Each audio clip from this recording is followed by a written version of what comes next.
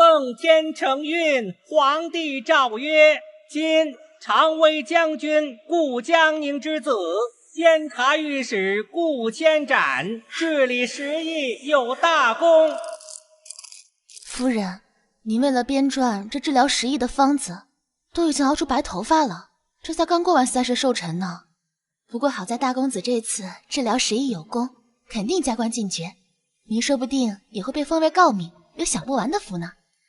点翠啊，这治理时议乃是长儿一人之功，不可妄言。赐命为丞相钦此。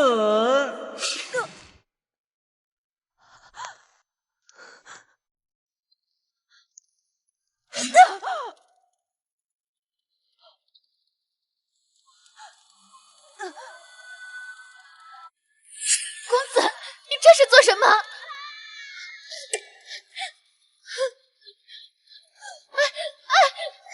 点翠，夫人，不要啊，点翠，点翠，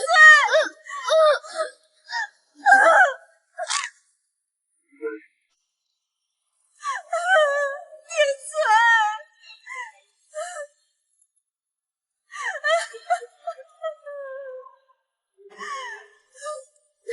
为什么？我是你母亲，你这样做是罔顾人伦。我才是他的母亲。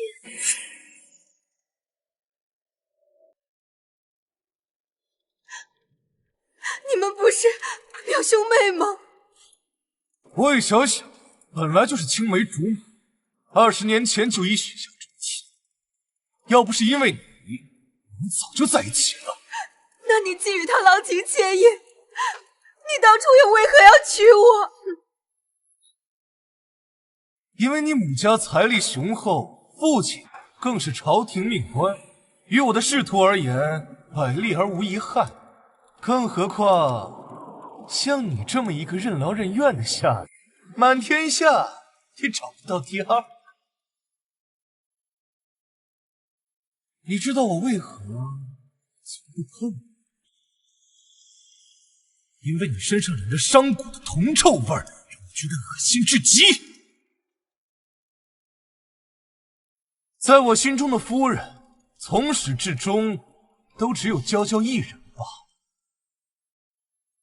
你这个贱妇，根本就配不上父亲。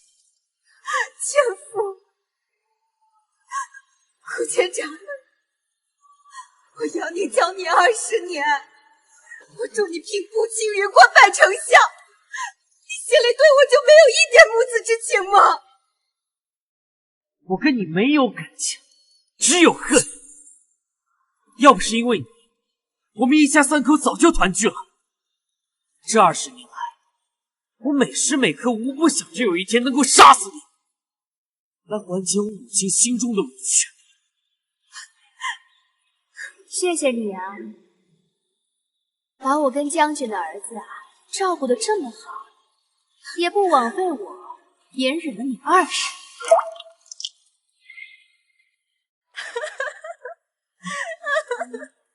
好，好你个一家3口，你们好一个一家3口！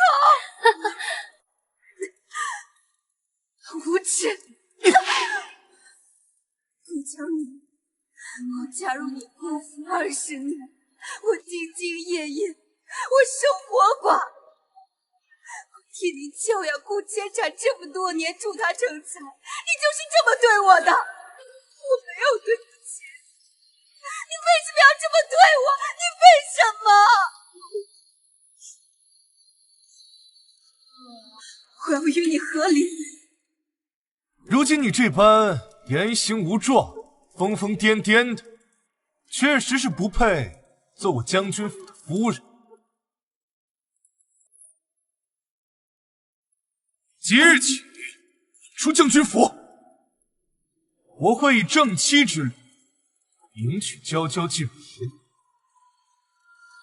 休妻，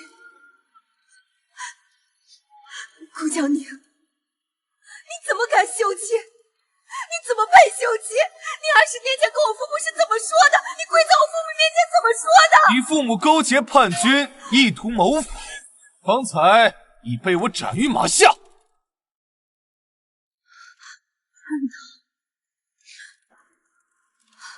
阿金，不可能！我阿弟阿娘怎么会是叛军？我阿弟阿娘是你，你杀了我阿弟阿娘，是你杀了我的。本来还想念着你照顾了长儿20多年的份上，既然你执意求死，那我便只好替圣上死这个罪臣余孽。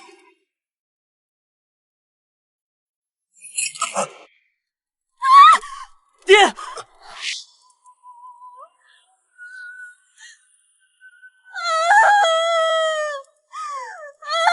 顾守则，你这个反贼竟然敢擅闯将军府！你是不是要救你？我告诉你，你来晚了！众将听令，此院内一个不留。夫人，子儿来迟了，我是子二啊。这是我9岁那年你亲手为我缝制的平安符，你不记得了吗？当初您对我百般照顾，我却没有福分成为您的孩子。若是夫人不嫌弃，我愿认夫人做我母亲，从今往后都好好孝敬你。子儿，长大，是我瞎了眼，下嫁这空有名头的将军府，我倾尽所有操劳一生，却落得如此下场。若能重活一世，定要他们付出千百倍的代价。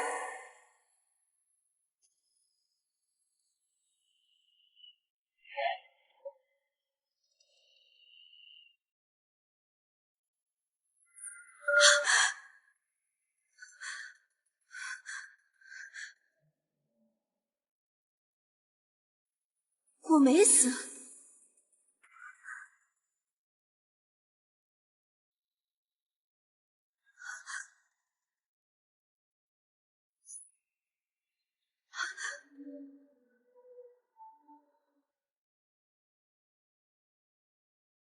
母亲喝茶。顾千斩，我居然回到了20年前。今日看来，正是我挑选养子的日子了。苍天有意，既然叫我重活一世，你们这些人渣等着遭报应吧。青堂，你意下如何了？我瞧着长儿憨厚懂事，以后啊，定是个孝顺孩子。母亲，我瞧着这孩子的眉眼，长得与您有几分相似啊？不会，这孩子是我一个远房侄女儿的，有几分神似，那是肯定的。他们迫不得已不能亲自抚养，所以才托我给他们找个合适的人家过继。我看这孩子挺合眼的，我看就他吧。上一世我惨死这畜生之手，这辈子断不能再养一头白眼了。母亲，儿媳认为，将军府祭祀乃是重大之事，不能光看着一个孩子就做决定，不如你等儿媳看过其他孩子，再做定夺，可好？是他。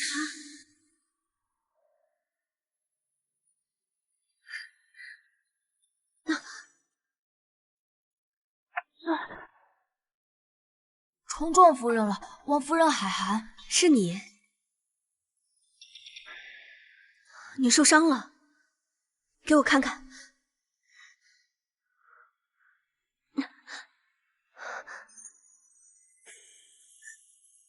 点翠，去查。我倒要看看，是谁敢在我眼皮子底下做出这样的事。是，不要！既然篱下都是如此，我是扶贫之身，夫人不要为了我多费周折。你这孩子倒是懂事，不过有些事情该查还是得查。是。来，这个呢，是我亲手绣的平安符，你把它带在身上。往后这将军府啊，再也不会有人敢欺负你了。你有什么想吃的、想喝的、想玩的，你尽管和府内下人说。若他们不听，你便来告诉我，知道吗？前世我未能对你有助益，最后你却不顾一切替我报仇。这一世，我定会护你周全，尽心尽力，将你送到无人之巅。青棠，你可有主意了？有了，就他吧。不行！母亲，这孩子过继过来，既是我养，那我选择这个孩子，又有何不可？瞧你这话说的，我只是瞅着他合眼缘，实在太喜欢罢了。喜欢？那不如就把这孩子送到母亲院子里，当这府上的二爷可好？荒唐！我是你婆母，哪有儿媳劝婆母收养过继子的？既然你也喜欢这孩子，那就把他们都收下，一起教养。总有一个会有出息，你也有一份母凭子贵的可能。那便依母亲。唉，我的头风又发作了，我先回去了。记得叫那郎中多带几副中药来。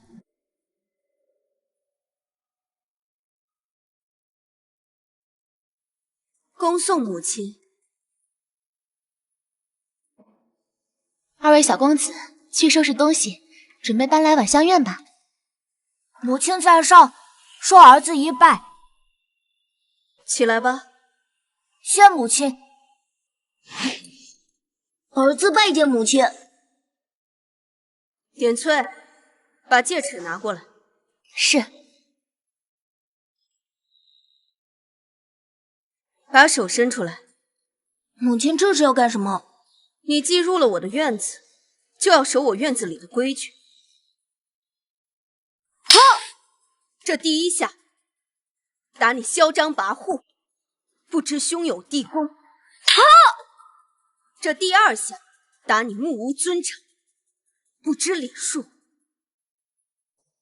从今日开始，你日日都要来我院子里请安，每日都要下跪，犯一次错便打5下。今日你犯了2次，所以要打10下。点翠，剩下的8下你来打。是。母亲，饶了我吧！夫人，打完了。好了，我罚了，你带他们下去吧。是。今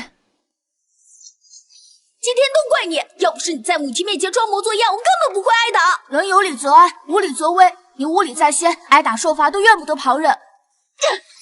你也配在我面前卖弄？我和你可不一样，我可是将军府的嫡子。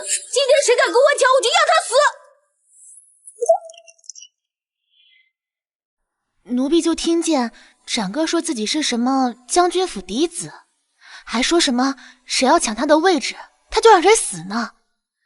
没想到展哥小小年纪就如此狠辣的心思。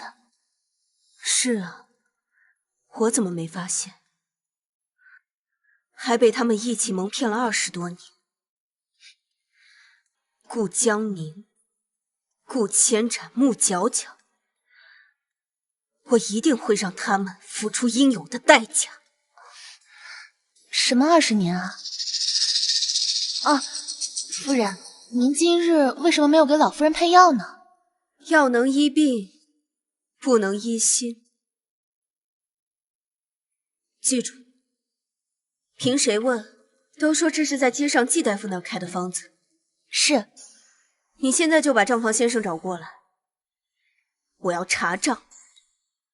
穆角角，你把儿子送进来，你这时会藏身何处呢？敢问夫人，为何要查账？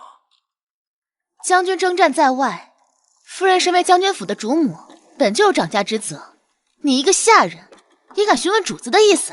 闭上你的嘴，夫人问话你再回。秋风巷老宅修缮，300两，还真是修了个间屋来藏娇呢。怪我前世大意，竟没有注意到老夫人所谓的远亲，竟是这般尊贵。从今日开始，秋风巷这笔开销就停了吧。啊，夫人，怕是不妥呀。这秋风巷住的是老夫人的侄女，若是停了，那岂不是正好？现在边关大捷，将军即将回朝，既是老夫人的侄女，不如接到府上来照顾更好。点翠，你去安排。是。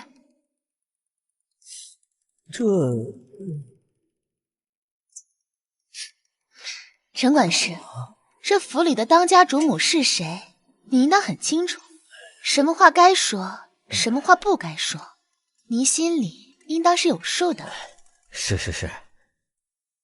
点翠姑娘提点的是。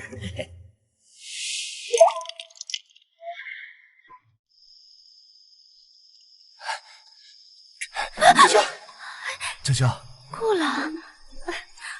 郎，你什么时候带我回将军府啊？我实在是惦记你，也惦记我们的长儿。你呀，且先在这稳着啊！那个玉家对我来说还有用处。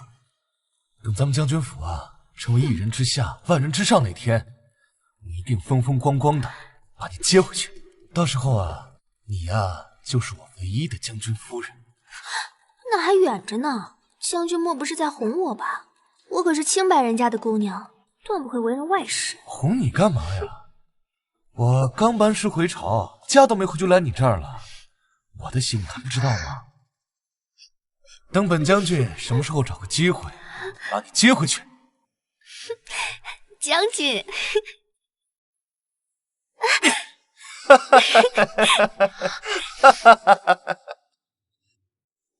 夫人，我今日去那秋风巷，将军已然回朝，却不回府，进去了内殿。我走近一听，竟是一日都忍不了，淫声乱语的，真是恶心，奸夫淫妇！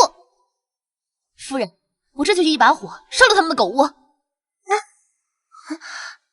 他们2人青梅竹马，感情甚好，我们何不成全他们呢？3日后静待将军回府。母亲，儿子，我儿终于回来了。母亲，儿子此番出征，平定了西北，圣上允诺要好好嘉奖于我。不愧是我儿。哎呀，清堂，这几年来不在府中，委屈你了。只是几日之后的宴席，还需要劳烦你费心操办。一切听将军安排便是。只不过儿媳还有一事，不知算不算是同喜？何事啊？前几日我去查看府中账目，发现秋风巷有一处账目非常的蹊跷。我去问过账房先生才知道，原来是母亲的一位侄女住在那里。我心想着老宅破旧不堪，不适合居住，所以我就自作主张，想着把人接府里来好了。这怎么行？不合理数。对，母亲说的是，不过是一个远房表亲而已，住在老宅里面，随便给口饭吃就可以了。哦，那这可如何是好啊？我已经自作主张，把人接回来。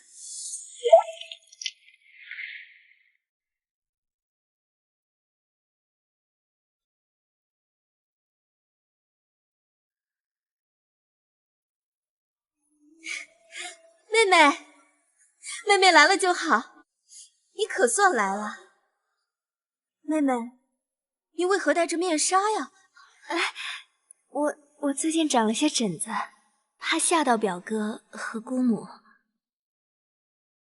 哎呀，妹妹，你这是哪儿的话呀？都是一家人，谈什么惊吓不惊吓的？夫君和母亲都只会更心疼你才是啊。夫君，这么久不与表妹见面，怎么也不和人家打声招呼？表妹，表哥，这岂不好？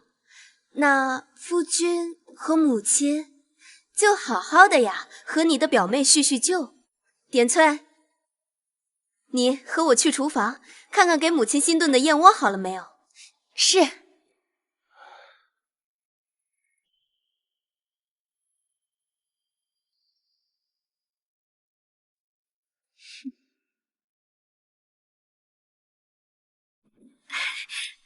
姑母，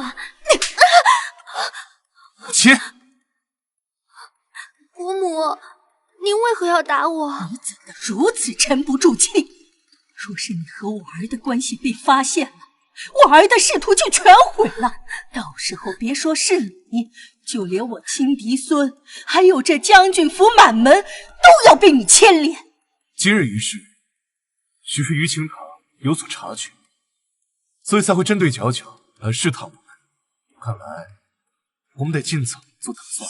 怎么可能啊！我平时从没见过他，而且我一直都戴着面纱，不会有人发现我与长儿面容相似。谨慎些总是好的。母亲，儿臣此番西北一战，已立大功，我即刻进京面圣，请旨休妻另娶。万万不可！母亲，为何不可？你简直是昏了头了。他父亲还在朝中任职，是圣上十分器重的老臣。你这样冒失的提出休妻，圣上怎会答应？是角角无福，不能服侍将军。角角这就走。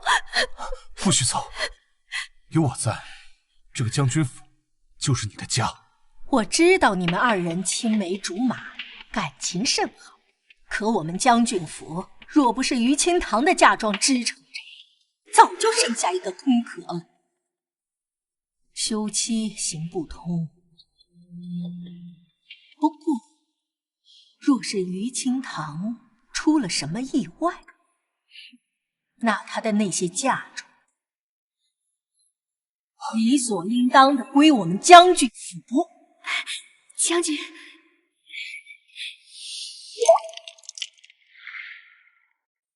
你们二人先焚香祭拜顾氏先祖。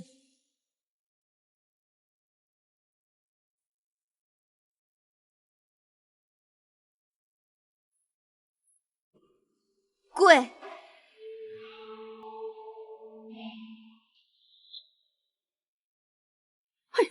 这孩子的香怎么会断了？先祖面前断了香火，这可是不祥之兆。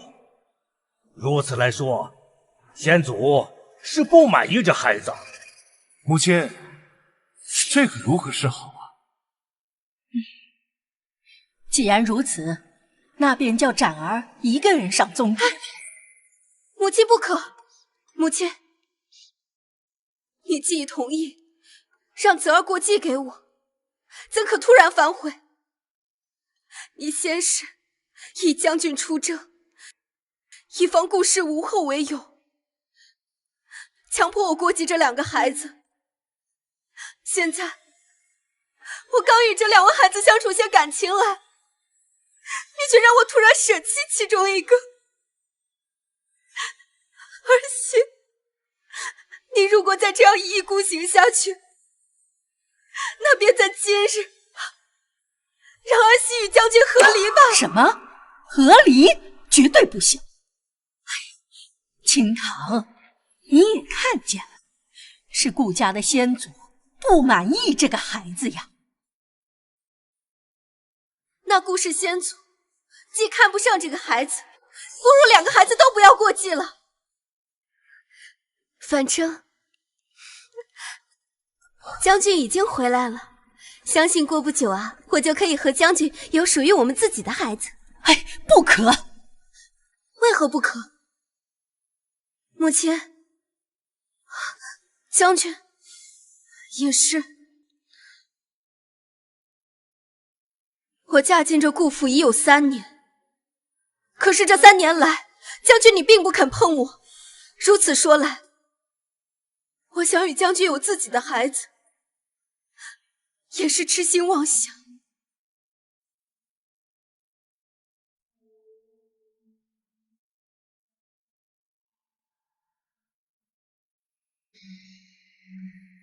这香被人动过手脚，应该是被水浸了。看来我们顾家的先祖对我这位儿媳也不是很满意嘛。哎，这玉清堂，你可知你在做什么？那不如就在今日，当着各位列祖列宗的面，许我与将军和离乳。玉清堂，你乃一介商贾之女，身份低微，能够嫁入将军府，已经是你几辈子修来的福气了。福？这究竟是福还是孽啊？你，罢了，都住口！清堂，看得出你是的确喜欢这孩子，照旧吧，把这2个孩子都上宗牒，过继到你的名下吧。如此，多谢母亲。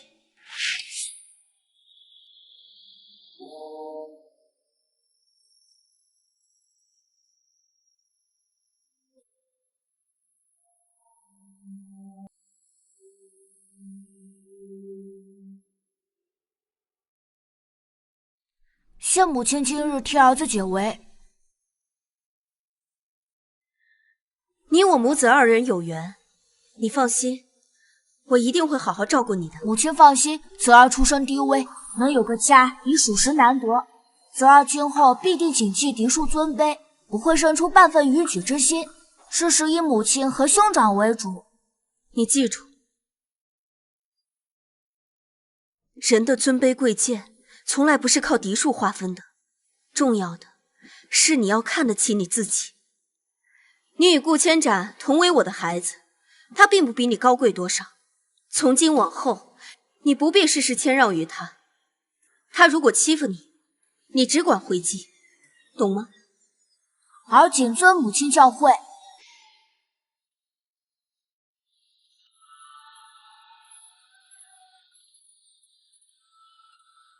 老夫人喜得2位聪慧伶俐的孙子，当真是膝下有福了。是啊，尤其是那展哥，虽非将军亲生，但举手投足之间像极了年少时的将军呢。恭喜将军和夫人喜得2位贵子，多谢。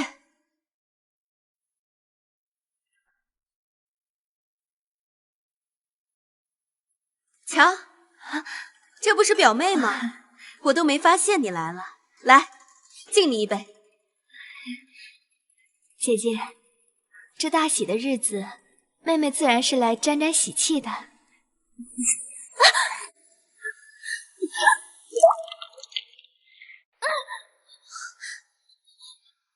夫人，表妹，你们2位敬个酒，怎么把衣襟都弄脏了？在座的宾客这么多，被看见了不免有失礼数。去后院换一身再来吧。是，夫君说的对。瞧，我刚刚都忘了，衣服都弄脏了。那我回去换身衣服，再和表妹聊天。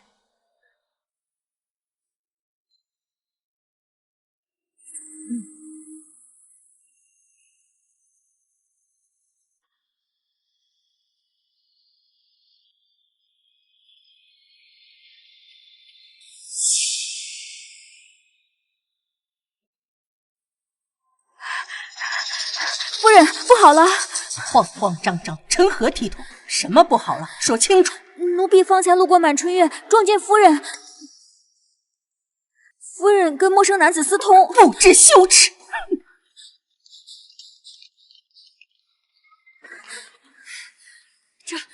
这简直不堪入耳，果然是上古之女，淫贱之流。堂堂的将军夫人，竟然干这种事，真不要脸！好啊，于清堂，你这个淫妇，竟敢在我将军府明目张胆的偷人！来人，把门给我踢开，把这对奸夫淫妇给我抓出来，乱棍打死！是。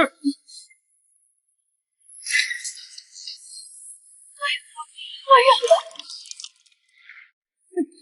于清堂，你这个淫妇，竟秽乱我将军府！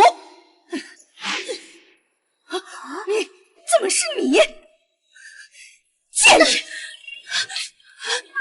老夫人饶命！老夫人饶命！就看见于清堂跟2个男人进来了。哦，是吗？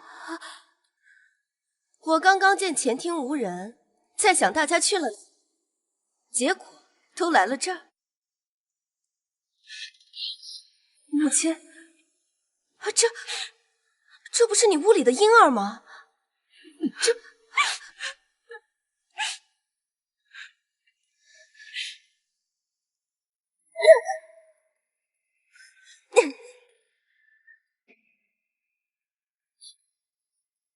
你竟然在将军府的大喜之日，你做出如此阿杂下贱之事！我明明就看见于清堂，我们家夫人到底哪里得罪你了？竟然被你如此攀污！看我今天不打烂你的嘴！母亲，你向来是严格管教府内的下人，可是这燕儿姑娘今日不知怎么了，在大家伙面前空口白牙的污蔑儿媳。我是知道母亲您是疼我的，可是不知道的人还会以为您教唆府内下人苛待我这个当家主母。你这是说的哪里话呀？你是我儿媳，我心疼你还来不及呢，怎么会纵容一个下人为难你呢？难不成是有人指使你？没有人指使，可能是奴婢看错了。这都是误会一场。清堂，我从来都不相信你是不懂规矩之人。我急匆匆赶来，也是为了还你个清白。哼，现在误会解除了，你请来的宾客回席吧。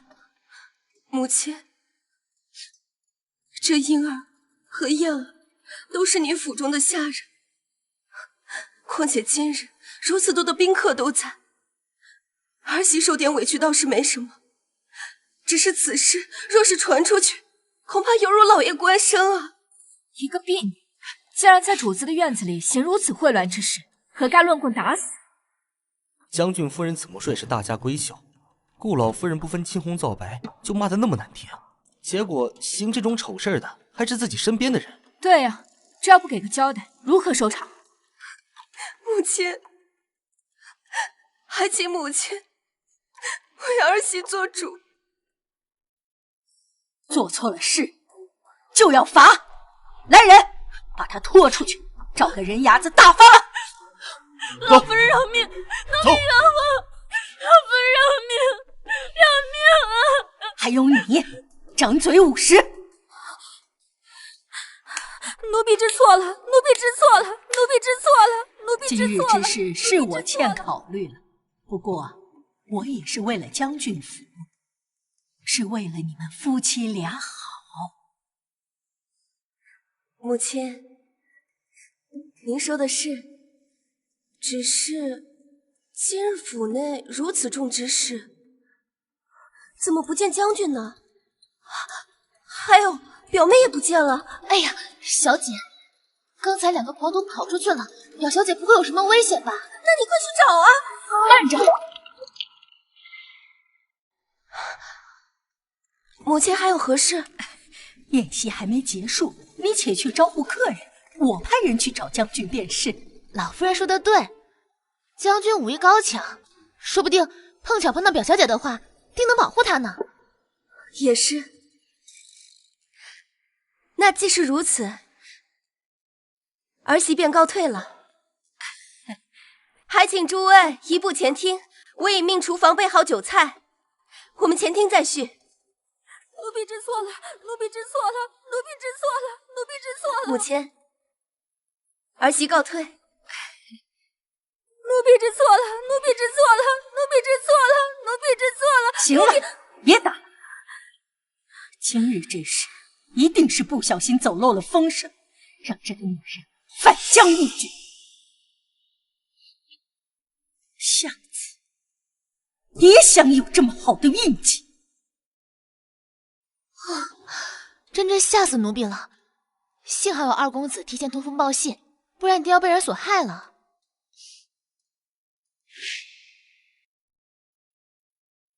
是谁？母亲，是我。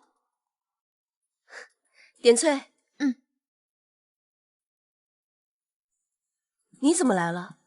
怎么神色如此慌张？母亲，儿子方才在后花园看到祖母那位远房侄女，她和几位打扮成家仆的陌生男子在一起。那你可还听见了什么？并未听清，但我听见了母亲您的名字，我感觉到他们好像要对您不利。还真是沉不住气呀！既然如此着急，那我便送你一份大礼。你想办法把这个放进于清堂的吃食里。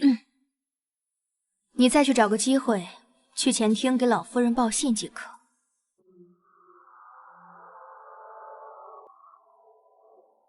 哎，站住！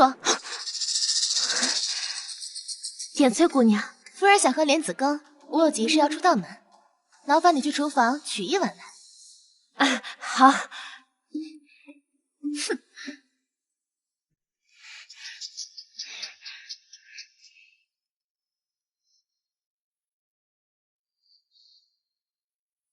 夫人，你要的莲子羹我带来了。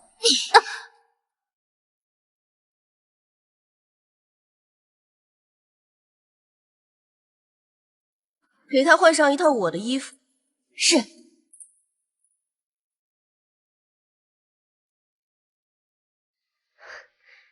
点翠，你向来性子纯良又单纯，难为你还要跟我做这些下作的事。那都是他们自作自受。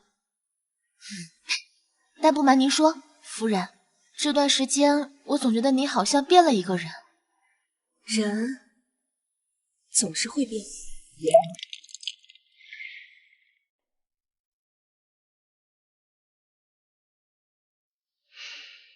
唉，你姐姐莺儿跟了我这么久，为了大局只能舍弃。是姐姐做事不谨慎，怪不得老夫人。你倒是懂事，那我就给你一个既能将功补过，又能手刃仇敌的机会。这是我从高人处寻来的偏方，你抓紧时间给夫人送去。是。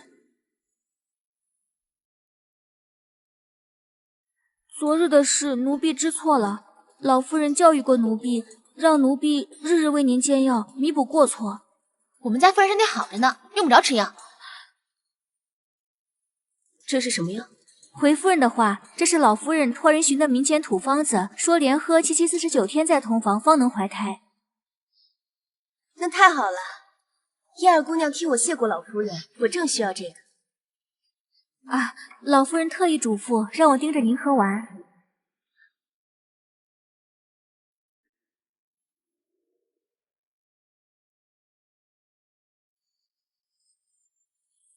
奴婢告退。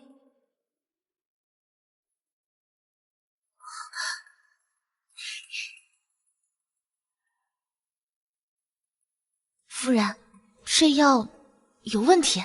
这药看上去没什么问题，可是里面有一味药的剂量加工了。若是真如他所说，喝上7749天，怕是我会慢性中毒，突发急症，痛定熬医。真是好歹毒！老夫人为什么要这么做？怕他们是等不及了，好吞并我的嫁妆，巴不得我早点去死。可是我要让他们知道，什么叫做欲速则不达。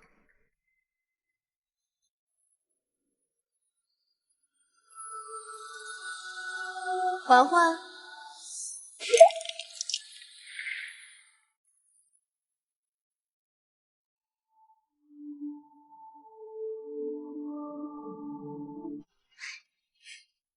夫人有何吩咐？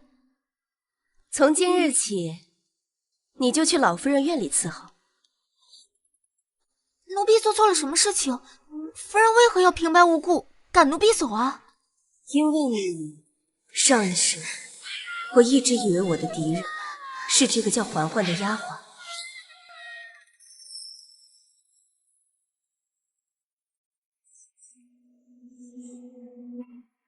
她不爱顾江宁，只是为了给家中老母亲治病，在她身边虚与委蛇。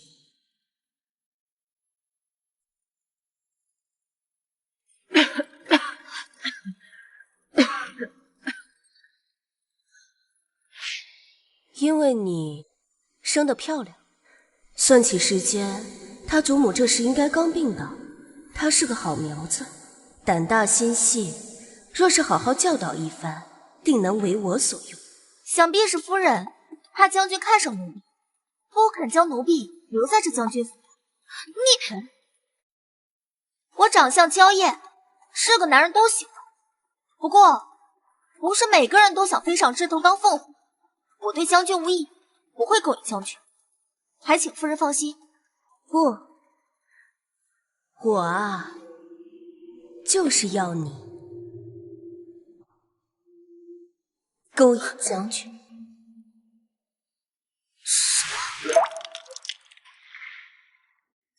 天地玄黄，天地玄黄，宇宙洪荒，宇宙洪荒，日月盈。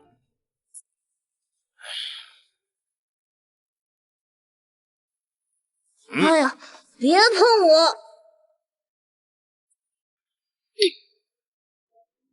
老夫眼皮子底下，你也敢睡觉？伸手！本公子不就打了个瞌睡吗？把千字文拿回去，抄写5遍，明日拿来给我看。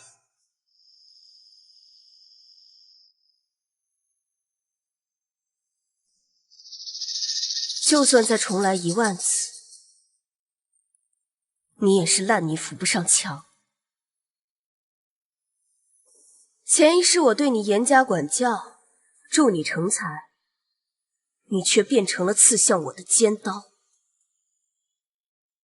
那么这一世，你就随心所欲吧。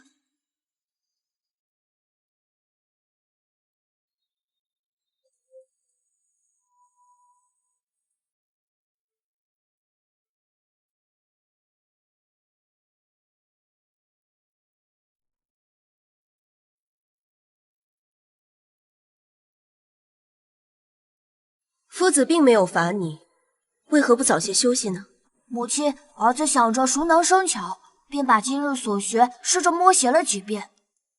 好，很好，你接着练吧。果然没有看错这孩子，日后必将有所作。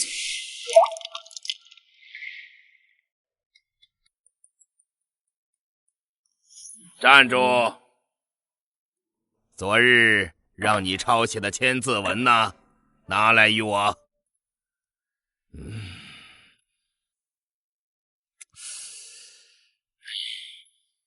字迹潦草，错字连篇，拿回去重抄10遍。今日这堂课，你站着听。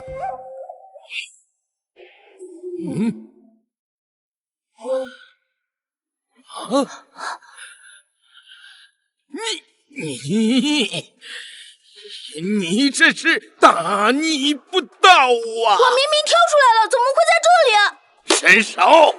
你要我罚抄，我便抄了，为什么还要打手心？你品行不端，侮辱师长，难道不该受罚？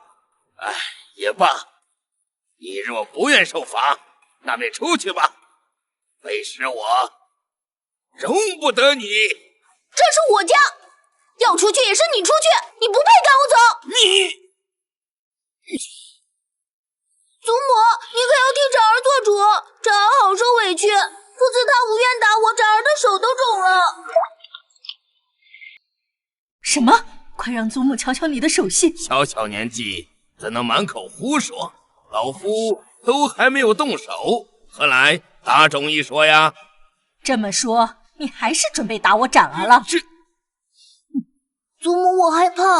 展儿莫怕，有祖母在，没人敢欺负你。于清堂，瞧你给孩子们找的什么福子？我展儿可是将军府的嫡子，怎能容外人打的？母亲，母亲，您这可是说笑了。一日为师，终身为父，夫子又怎么算是外人？况且本身就是展儿学艺不精，懒惰懈怠。夫子如果不教育他，那才是真正害了他呀。夫人，老夫人，二位公子都乃老夫的学生，老夫理当好好的教导他们。若是大公子展儿能像二公子泽儿一样勤奋苦练，老夫也无话可说。可是你看看，大公子竟画出这种东西来羞辱老夫，老夫倒要问问，堂堂将军府就是如此这般教养孩儿的吗？展儿，这可是出自你手。你敢告我祖母状，还说我不如那个野种，你找死！快拉住大公子！老家伙，公子，我咬死你！老夫传道授业30余载，不知有多少官员都出自于老夫的门下，却从未见过如此蛮横顽劣的小儿。这将军府的门，老夫是再难登门。夫人，告辞。夫子，夫子，夫子何去？教不了了。怎么回事？我看见夫子急匆匆离去了啊！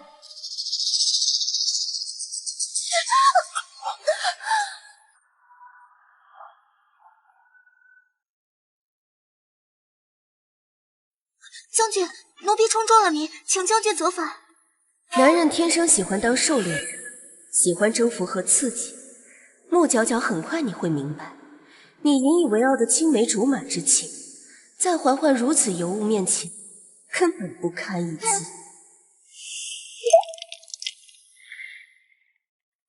将军，奴婢是我走太急，撞到你了。你主人都走了，你还磨磨唧唧干什么？禀告老夫人，嫣儿姐姐走了。夫人说您身边没有贴身的人照顾，派我来照顾您。我这边不缺人伺候。母亲，清堂也是一片孝心，他身边的人不会有错的。可是你留下可以，但是一定要伺候好母亲。奴婢定尽心尽力。奴婢煮了参茶，就先告退了。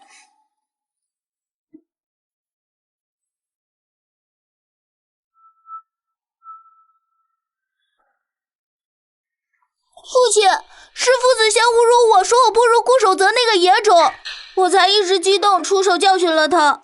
是那夫子铁了心，不愿意在将军府。若是这事传出去，恐怕无人再愿意教我宝贝孙子了。小孩子一时顽劣罢了，母亲不必过于忧虑。待儿子明日再寻别的夫子来授课即可。那帮夫子，一股酸味儿，死要面子罢了。展儿，记住，以后夫子若是再说你不如别人，无需反驳，只需要背地里暗自努力，有朝一日将其踩于脚下，堵住他们的嘴。儿子知道了。老夫人，你真要收下那个叫嬛嬛的呀？于清堂的人，我自然不信，却也不能明确的回绝。留下吧，只是不能在我屋内做事，打发出去做个粗活即可。老夫人，这参茶生津止渴，养颜助容，是奴婢亲手熬的。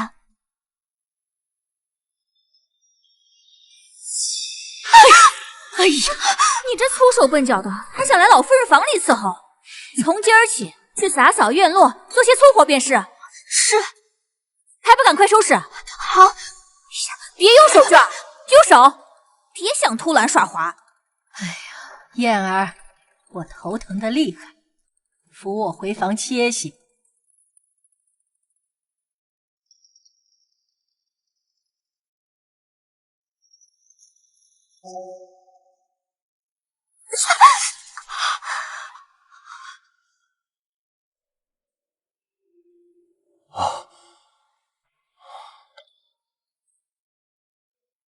怎么弄的？都说以色示人，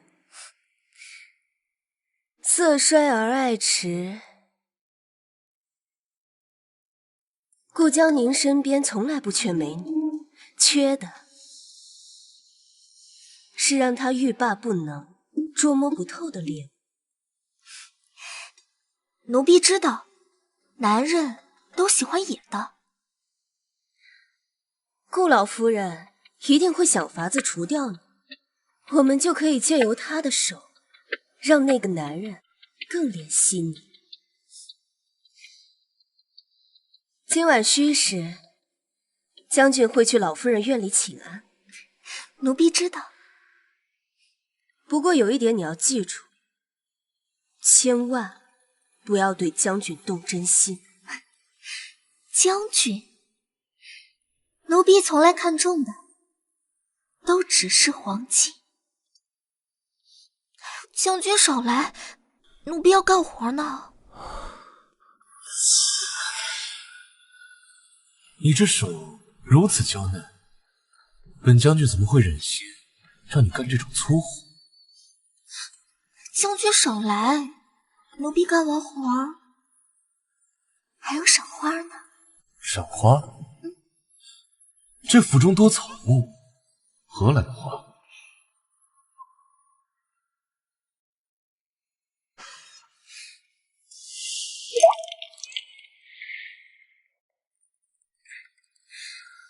桃花。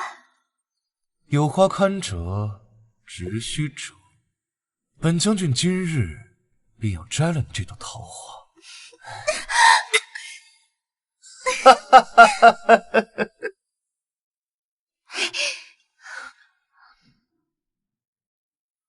不光是奴婢，院子里好几个人都看见了，就在千里湖中央的湖心亭里。你说这男人还真是妻不如妾，妾不如偷啊！点翠，将军明天就要去找夫子，东西可准备好了？准备好了。只是将军这次怕是要碰壁了。他呀，何该吃点苦头？请问一下，你们夫子可在府上？夫子说了，顾家人一律不见。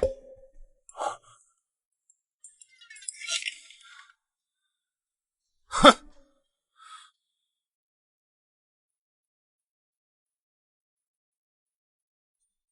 请问，啊？哼！夫子，夫子何在？夫子，这是何意？顾将军请回。倘若让老夫到将军府去教那些顽劣小儿，老夫宁愿去死。你，走。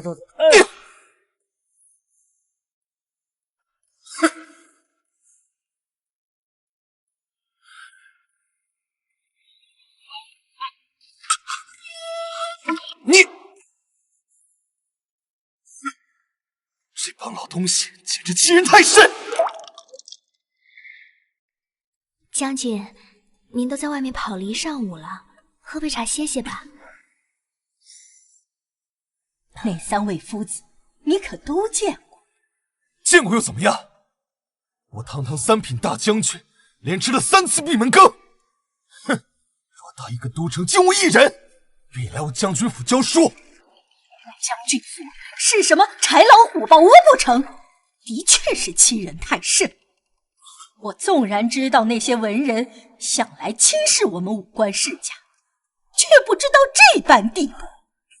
先前那位夫子，还是清堂托母家的关系求来的。依我见啊，我们长儿天资聪颖，福泽深厚，以后定能高中状元。而姐姐的母家本是商户之家，还说不定给了那夫子多少银钱。我还不放心我们的长儿让这样的人教。你懂什么？那夫子可是两朝太子师。罢了，说了你也不懂。我问你，这段时日，你是不是经常私自见展儿？展儿还小，我怕他在晚香院吃不饱穿不暖，就稍微照看的勤了点儿。从今往后，没有我的准许，不准再私自见展儿。你且先退下，我和宁儿有话说。是。哪有母亲不惦记自己孩子的？方才佼佼不过是爱子心切罢了。近墨者黑。那穆佼佼本身就是小门小户出身，一身的陋气。就算日后清堂不在，这将军府的主母也断不会是他。你消遣消遣也就算了，万不可让他和展儿走得太近。若是染上了一身的恶习，来日后患无穷啊！母亲说的是儿子尽考虑了。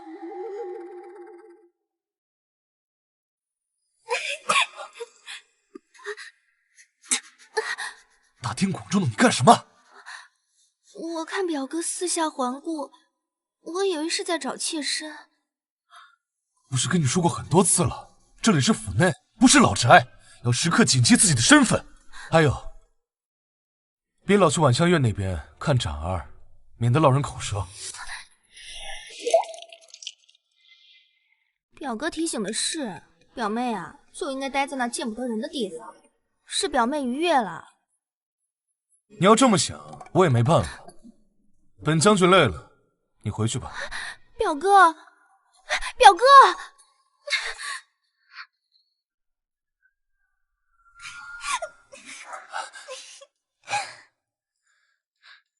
这青天白日的，这里可是前院后院的必经之地，还真是胆大包天。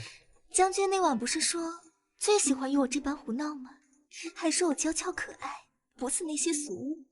怎么，那天晚上说的话都是骗我的？那就当嬛嬛从未来过。哎，没来过，那可不行。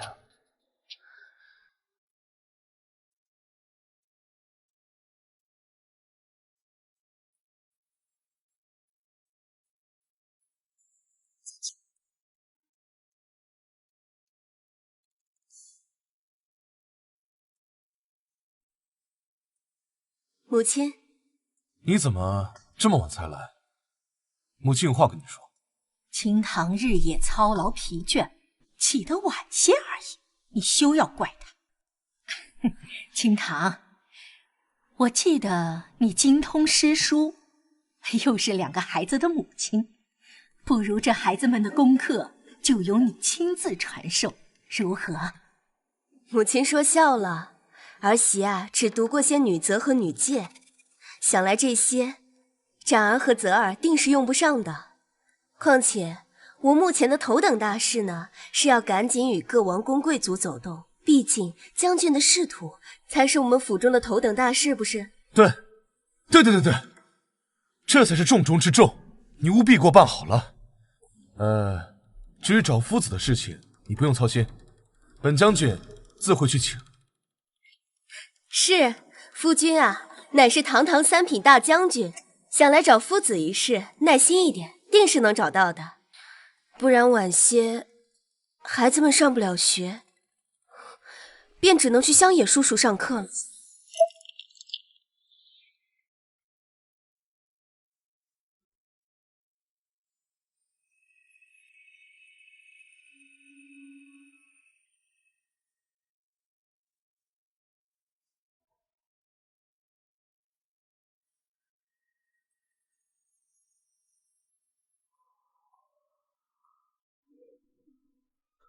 这便是父亲新找来的夫子，看着倒是个惹事。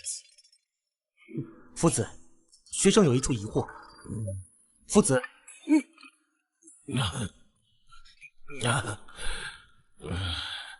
怎么了？怎么了？没什么。欲治其国者，先齐其家；欲齐其家者，先修其身；欲修其身者，先正其心。不错，二位公子真是天资聪慧呀，实乃栋梁之才。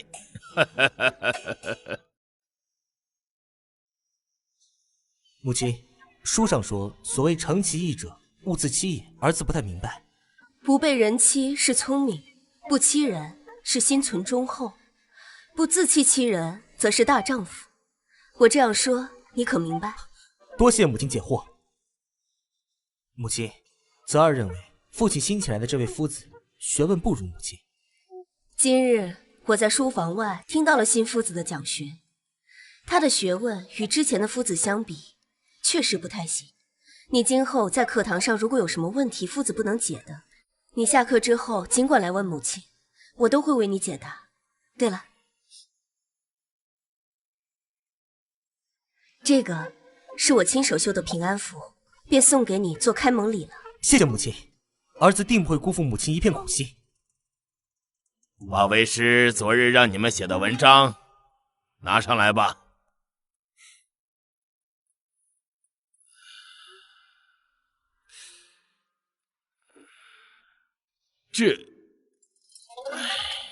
哎呀，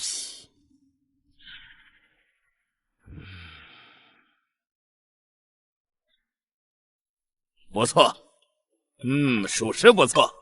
这二公子写的字和文采日益精进呐。多谢夫子夸赞。让夫子，我要举报顾守则，他找小厮代写文章，有违时序。什么？竟然会这样？好啊，这就是你挑的好儿子。走。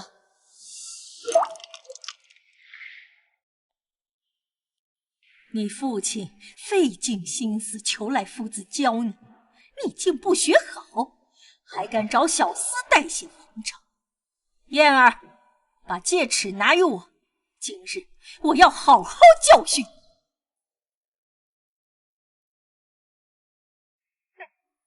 母亲且慢，你拦我做什么？之前展儿犯了错，你可罚得不轻。怎么，到了泽儿这儿，你要偏袒他不成？母亲息怒，儿媳对两位儿子一向一视同仁，绝不会偏袒其中的任何一个。只是今日之事，我们还没有查清楚来龙去脉，怎能仅凭一句话就断定泽儿的文章是抄袭的呢？证据当然有了，他找代写的小厮现在就在门外。过来。少爷，你可得救救我呀！可是您逼我替您写文章的。你胡说，我从未见过你。母亲，祖母，人证我都已经带了，这个顾守则竟然还死不承认。依我看，现在不如就把他扔出去，打他20大板。慢着，我问你，你说二公子的文章是你所写，那么文章的第3行第3句话写的是什么？这小人哪能记那么细啊？你问这些做什么呀？泽儿，你告诉母亲，文章的第3行第3句话写的是什么？是，母亲。这句话便是：做君子，首先要正心、诚意、修身。没错，就是这句。现在本夫人再给你最后一次机会，这篇文章可是你代替二公子所写。来人，给我下去乱棍打死！别！夫人饶命！我这都是大公子让我这么说的，我以为这是大公子跟二公子开个玩笑。哎呀，废物！你竟然敢揭穿本公子！孽障，还不快给我跪下！你在功课之上本身就不如泽儿，不好好用功读书，却想出此等法子来陷害自己的兄弟。母亲，今日你便在此处给我跪满12个时辰，好好反省反省，究竟是从何处学到的这些阿杂手段？贱妇，本公子早晚要杀了你！你这当娘的也真够心狠的。展儿毕竟是个孩子，犯了错说教几句便是，跪了12个时辰，膝盖都跪青了。母亲说的是，这次罚的呢是重了些，不过啊，也是让他们长长教训。今日怎么也没见燕儿姑娘在屋内侍候啊？她去厨房替我拿点心哦。那之前调过来的那个丫鬟呢？今日怎么也没见到？那丫头笨手笨脚，被我派去院子里做粗使。放开我！老夫人，这小贱蹄子居然偷东西！休要胡说！这丫头原本可是清堂屋子里的。我没有胡说，她偷了将军的玉佩。你这丫头，我好心把你调到夫人房内侍候，你怎能手脚这般不干净？来人，把他给我押出去！这玉佩是将军赠予我的。我呸！将军赠予你？哼，老夫人，这种手脚不干净的丫头就一定要好好整治，否则我怕这府上都不得安宁。这丫头原本可是你屋子里的，我知道你是个好的，但这丫头断不可留。来人，拖下去发卖！放开我！放开我！你竟敢扰乱老夫人清静！住手！将军，这丫头偷您玉佩。住嘴！玉佩是本将军的，我喜欢便送我，如何？你竟然和这丫鬟！你，我把你调到老夫人屋内侍候，你怎么可以和将军？你们玉清堂，本将军喜欢他，你不同意也得同意。在这个将军府内，我还是能做主的。好，那既然将军喜欢，便抬进屋内，当个通房丫鬟吧。通房？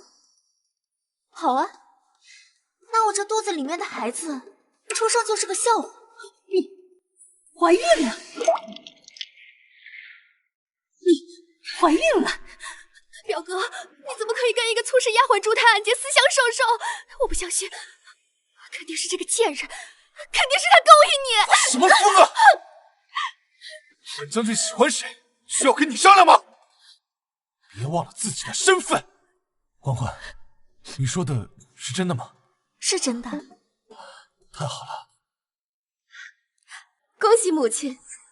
那嬛妹妹既怀有了身孕，便抬进府里做个侍妾吧。岂不是委屈了你？母亲，自从儿媳嫁入将军府以来，私下多年并无所出。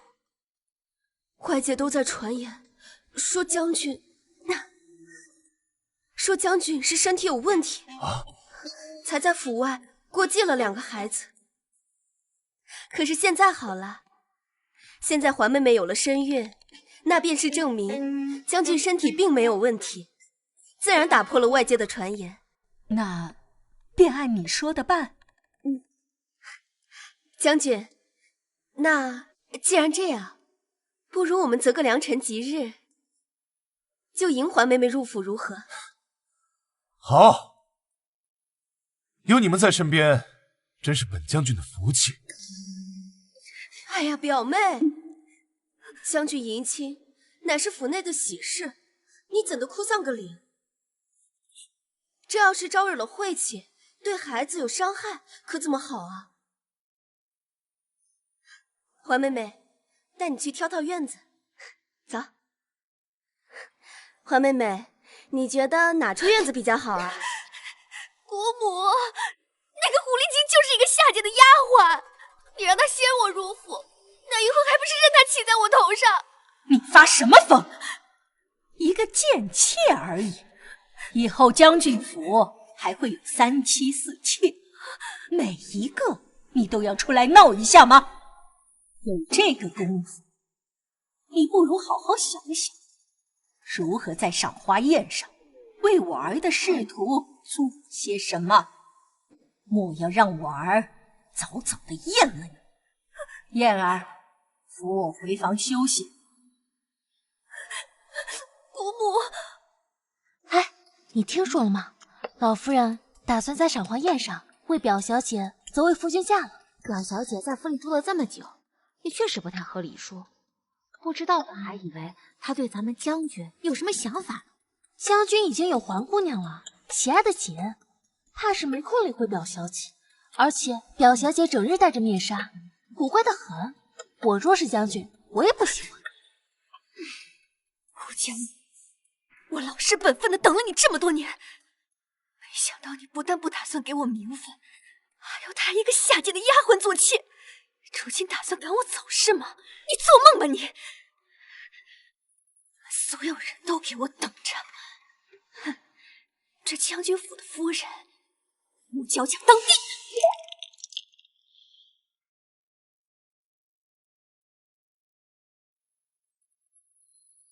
瞧，这位就是将军新来的小妾，果然是国色倾城啊！夫人好。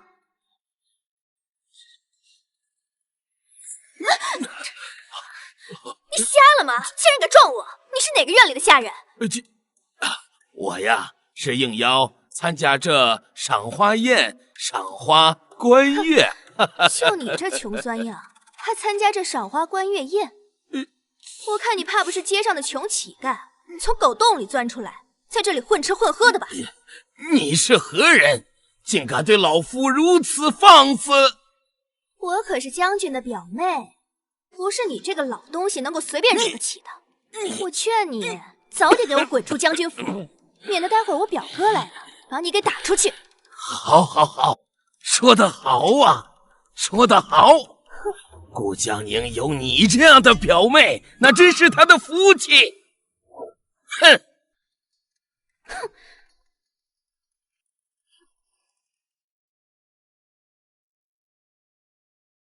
娘亲，那个姨姨好漂亮呀！她是将军府夫人吗？她是将军的表妹。这将军府待这位表小姐真不错呀，这一身衣服可比你和将军夫人的穿的还要艳丽。可不是吗？我还以为这院子里的花引来这么大一只蝴蝶。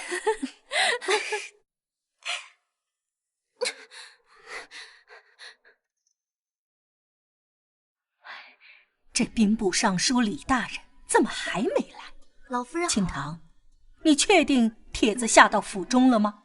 母亲放心，儿媳啊，亲手把这请帖交到李大人手里的，他一定会来。况且儿媳呢，今天把最好的绿菊都搬到府里来了。李大人最喜欢绿菊，他一定会来的。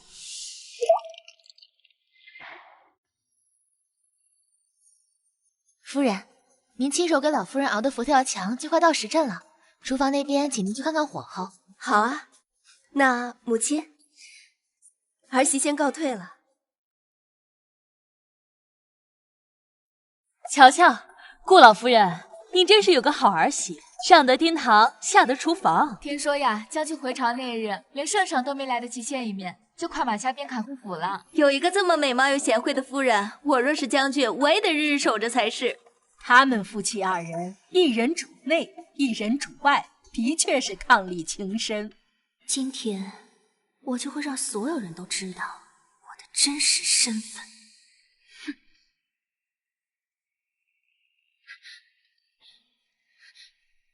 等等，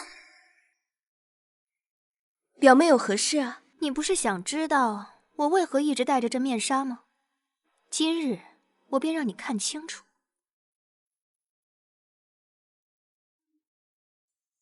表妹还真是容貌倾城啊，你少在这跟我虚情假意。想必你也看得出来，我的容貌与展儿有多相似。你到底想说什么？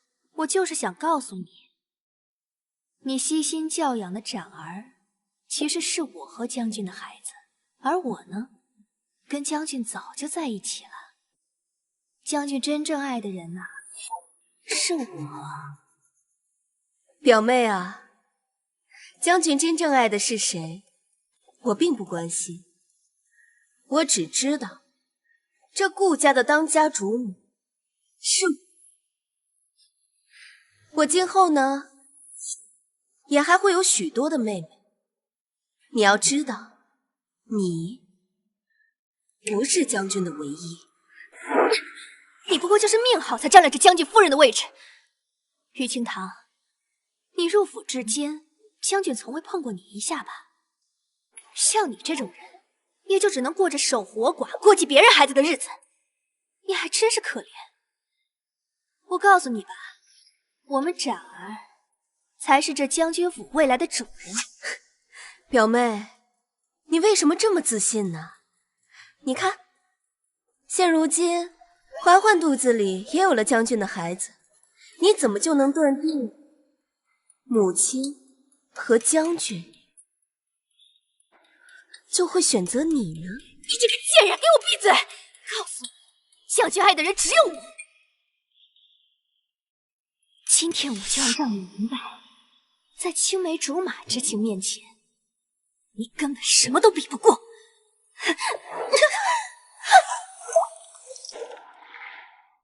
有人落水了！娇娇，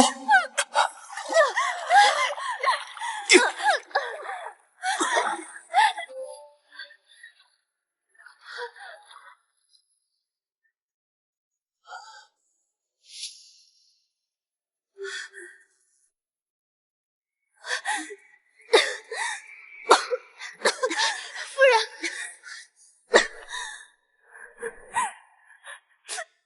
自打娇娇入府以来，一直对姐姐恭敬顺从，我不敢忤逆姐姐半分。今日不知道是哪里得罪了姐姐，姐姐竟要取娇娇的性命。金堂，简直歹毒至极！我同妹妹一同落水，将军怎么就能断定是我推的他？况且我二人一同下去，你为何不救我，先救他？你明知娇娇不会水，还要推她下水？我问你，本将军该不该先救她？啊！你落水是因为你心思歹毒，是报应，还要反咬本将军一口。身为正妻，竟企图谋害富家表妹的性命，如此歹毒，怎配做将军夫人？这将军夫人方才在席间看着温柔贤淑，没想到竟是这般心狠手辣，放在我府上可断不能留。大家都不要怪姐姐了，都是娇娇的错，是娇娇在府中停留许久，让姐姐不舒服。娇娇这些日子走便是了。不许走！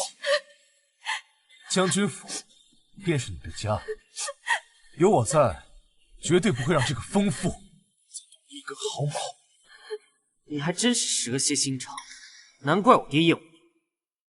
放心，我爹会给你出头的，要走也是他走。这大公子不是将军夫人所生吗？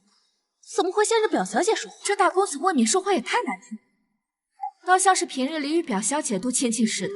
今日赏花宴，诸位贵客汇聚于此，你怎敢在光天化日之下行如此伤天害理之事呢？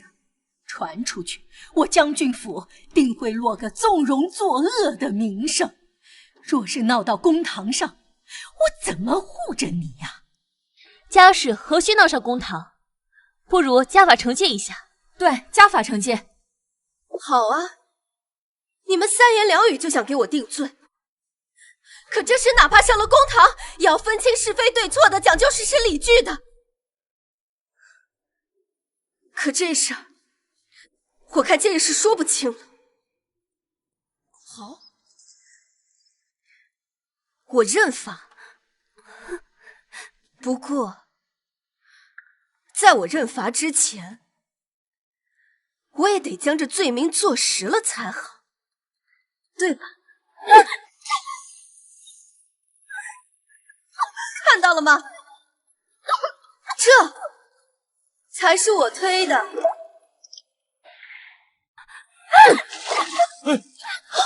母亲，看到了吗？哎呀，这才是我推的。爹，救救我母亲！爹，毒妇！这大公子怕不是疯了？怎么叫表小姐为娘亲？休要胡说！大公子娘亲是将军夫人，怎能轻易交错？难道这表小姐与大公子？大公子多吃了酒酿圆子，醉了。来人，快把大公子带回屋里去！你这个毒妇，竟然敢伤害我母亲，看我不打死你！大公子莫不是吃醉了酒，谁是你母亲都分不清了？我没有昏倒。长儿，你……我当然认得我母亲，她就是我母亲。这个狠毒的女人，她不配做我的母亲。要不是她做了家里的主，我母亲岂会在秋风巷隐忍那么多年？现在我母亲好不容易回来了，却又不能跟我相认。你占了别人的丈夫，难道现在还要占了别人的孩子吗？哎呀，你真是干什么？长儿还是个孩子，童言无忌的胡说，你怎可当真呢？孩子，他都10几岁了，马上就要参加乡试了，你跟我说这是孩子？你们顾家当我是傻子吗？这大公子是大将军与表小姐所生，既然是与表小姐所出，何必遮遮掩掩的？假意养在将军夫人名下，这不欺人太甚吗？外室就是外室，还什么表妹？将军府的门风简直有辱斯文。都是质子说的胡话，诸位不可当真，不可当真呐！母亲，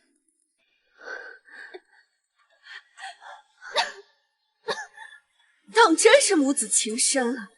早知如此，那不如早早把你抬进府里做个妾呀！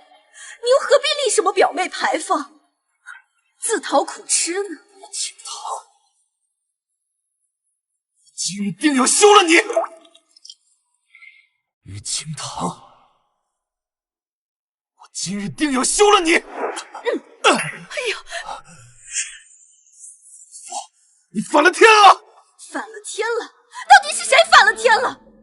我身为将军府主母，要替你养一个外室的孩子，如今还要当着大庭广众的面为你受一个贱妾的打。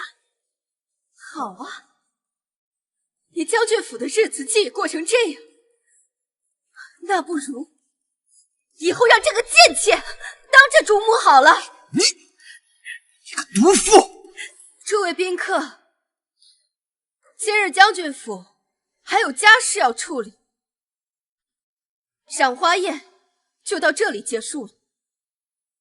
点翠，送客。是，诸位请。还请将军与母亲与我移步祠堂。你又要做什么？我要去请顾氏耆老们过来，与你和离。什么和离？哎呀，你切莫为此事冲动啊！我并非冲动，我与将军的日子过到这份上，依我看，也没有过下去的必要了。哎呀，清堂，清堂！哎呀，这可如何是好啊！哎，全都是角角的错，角角愿意带长儿去给姐姐磕头赔罪。蠢货！主亲，做什么？母子二人别装了，早就串通好了做这一出，孽障，孽障！哎，祖母，您就消消气吧。你看，我母亲好不容易回到府中，您就让我爹给我母亲一个名分吧。您也不希望我被那个后妈欺负吧？没错，长儿说的是，那于清堂心思狭窄，心狠手辣，根本就不可能会真心对长儿。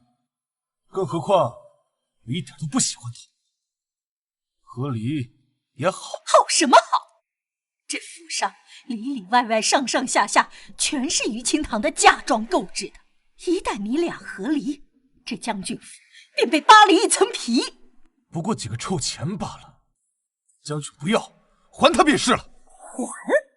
你可知为了维系你在朝中的关系，于清堂上下打点花了多少银两？如今比你权高位重的武将多的是，这些高官权贵为何偏偏在圣上面前举荐你？哼，你当真以为你的那点本事比你爹强吗？和离，做梦，只能休妻。入了我将军，钱还有物，他于清堂一分都别想拿走。你把我和你二叔请来有什么事吗？大伯，二叔，我今日要与将军和离。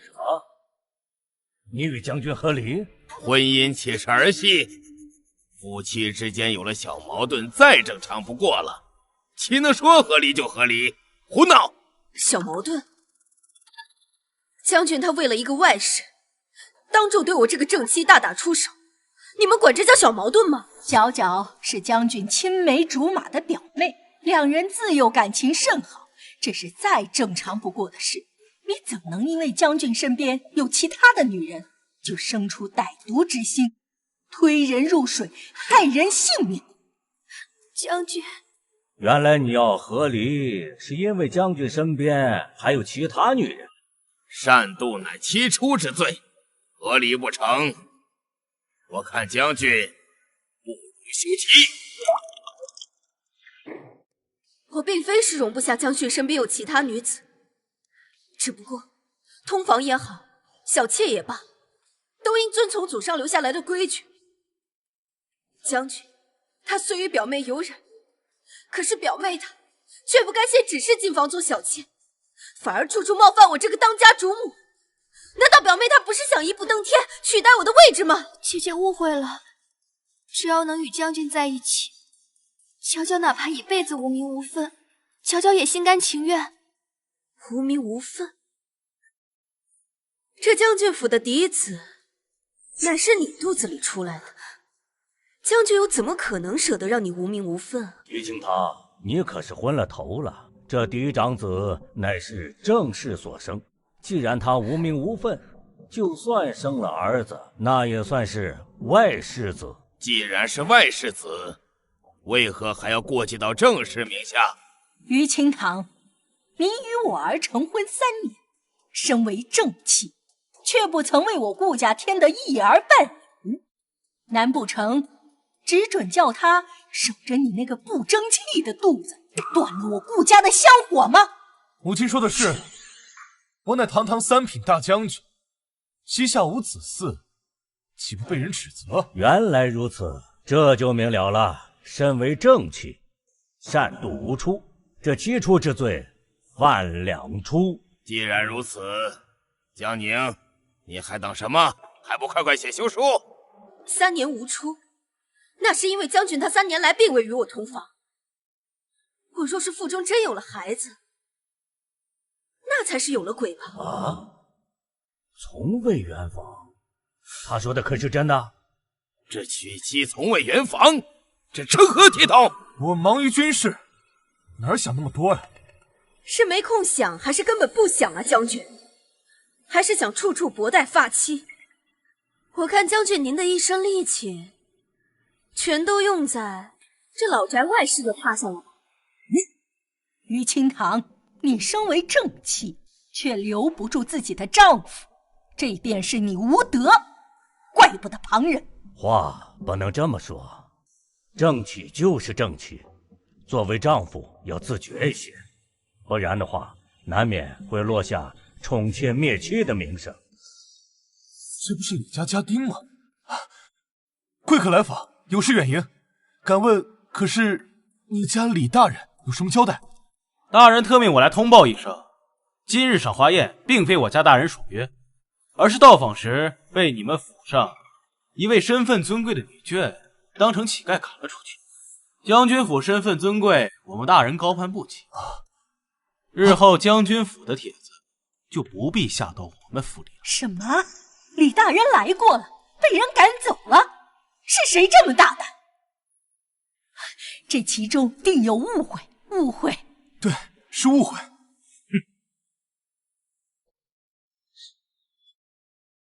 这府上居然有人这么有眼无珠，居然敢得罪李大人！我看这是要存心毁了将军的仕途啊。不过刚刚说身份高贵的女眷，这府上除了老夫人，身份高贵的也就只有……好啊，是你，定是你！哎呀，我们顾家家门不幸呐，娶了你这么个丧门星！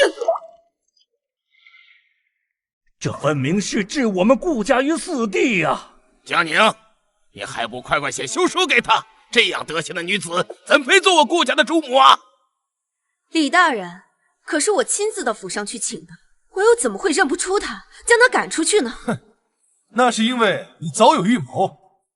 若合力不成，你便得罪李大人，要毁掉我的仕途，真是歹毒至极。我歹毒？我自从嫁入你们将军府，一心为了府上操持，敢问我可有半分不尽心的地方？府内的一应支出，全都是从我嫁妆里扣的，而你们呢？你们对我可曾有过半分真心？反而用尽计谋，要将这个外世子过继到我的名下。现在事情败露了，又要给我扣什么七出之罪？你们不过是想霸占我的嫁妆，要休妻罢了。我看你们顾家才是真正的歹毒至极。你既嫁入我顾家，便是顾家的人，你的财物便是顾家的财物。我原本心软，想着准你和离，放你一条生路，可你却故意得罪李大人，阻碍将军的仕途。你的恶行，别说是七出，就是17出也写不下，根本就不配做这将军府的当家主母。休妻那都是便宜了你。我呸！这么个肮脏的破烂地儿，我女儿还瞧不上呢。母亲，李大人，久仰尚书大人威名。顾将军呐，听闻将军要休妻呀，只因为夫人得罪了本官的缘故。这臭乞丐竟然是李大人！你怎么了？没事，血是刚刚落入湖中，有些着凉了。哎呀，李大人，您都瞧见了，都是因为这个蠢妇惹恼了您，并非将军的过错呀。日后我们顾家定当登门赔罪，切不可因为这个蠢毒妇坏了我们两家的关系。可得罪本官的，并非是余家千金呐。什么？李大人，若不是他，您是否记错了？得罪您的恐怕不是我们府上的女眷吧？本官是万万不会记错的。当时这位女眷虽然蒙着面，但是呢，她口口声声说是将军府的人，而且还说自己是多么多么的尊贵。本官记得这位女眷穿着甚是艳俗，而且她现在就在这里，就是她。顾将军，这妇人和你是什么关系啊？我还不跪下！给我跪下！这顾家庙大，本官可经不起他这一跪。李大人，您大人不计小人过，我定叫人重重惩罚这个女人。赶紧给李大人赔罪！李大人饶命！是小小有眼无珠，李大人饶命！饶命！李大人，既然是误会，下官在朝廷之上，很希望大人照看。下官与大人之间，万万不能因为这个蠢妇而牺牲间隙啊！不用多说了，顾将军，以后您还是好自为之。李大人，于夫人呐，令千金真是温婉聪慧，何必在这个地方受委屈呢？多谢李大人，今日若不是在门口遇见您，怕是我女儿又要蒙上不白之冤了。及时止损，为时不晚。好了，言尽于此，告辞。大人走好。李大人，母亲，好一个高门大户，武将世家，我女儿又要养外世子，又要长家，你们一个个里应外合，口口声声要休妻，却是为了这么个小贱蹄子。事已至此，不必多说。顾江宁，写和离书吧，我们两家好聚好散。母亲，不要叫我母亲。想当年我父亲冒着九死一生，从尸山血海将你们顾家老将军救了回来，成全你们顾家的荣光。如今顾老将军不在了，你这个不孝子孙却要休妻，真是大逆不道！是你女儿犯七出在先，怪不得我儿休妻。七出？哪儿七出？你说我女儿不孝顺长辈，就你这个胡搅蛮缠的毒妇，不孝顺也罢。膝下无子，那是你儿子没用，你什么？哼，何至于多费口舌？我方才在门外听了半天，你们这群人一个个轮着番的往我女儿身上泼脏水，我女儿没辩解半点，倒是你们一个个赤口毒舌，怎么要把我女儿吃了不成？但今日之事确实是清堂有错在先。我呸！你个骗婚的王八羔子，自古以来先娶妻再纳妾，你这个王八羔子倒好，先有外室再骗婚。哼，还有你这个毒妇，先是帮着外室冒充远房表妻，再将外室过继到我女儿名下，顺理成章的成了嫡子。你们这些人，这如意算盘打得可真好啊！啊！娶妻之前就有了外室，我怎么不知道啊？你竟然为了一个外室和外世子，把正妻逼到如此地步！母亲，今天我当着二位耆老的面，把话放在这儿，女儿今天带回去，3天以后，要么顾江宁带着和离书来我府上，要么我女儿休夫。我女儿休夫，你休夫。女儿，我们走。嗯。哼。呸！哼！奇耻大辱，真的是奇耻大辱！没想到我们顾家出现你这个不要脸的孽种，丢人，丢人啊！我们顾家向来家风严正，你竟然纵容这个孽障养外室，宠妾灭妻，你有何颜面面对我3弟的在帖之灵？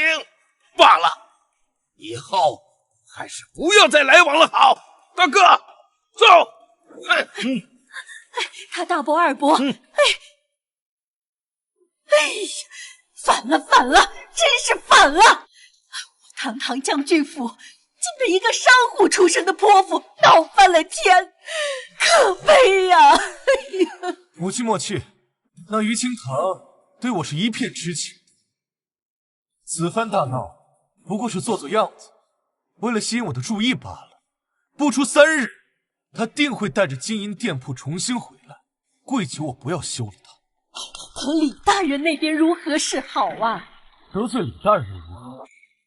等儿子我再立战功，官居一品，他平起平坐，这番羞辱一定会100倍奉还。只是那于清堂离开了，这府中主母的位置空缺，怕是要劳烦母亲大人。走便走了，我儿堂堂3品大将军，配公主都绰绰有余，难道还愁娶不到贤妻？表哥，我下贱的蠢货，蠢到升天了！得罪了李大人，还敢攀扯于清堂，想要名分，门儿都没有！将军，都是角角的错，角角愿在祠堂长跪受罚，求将军不要迁怒于长儿。将军还敢提长儿！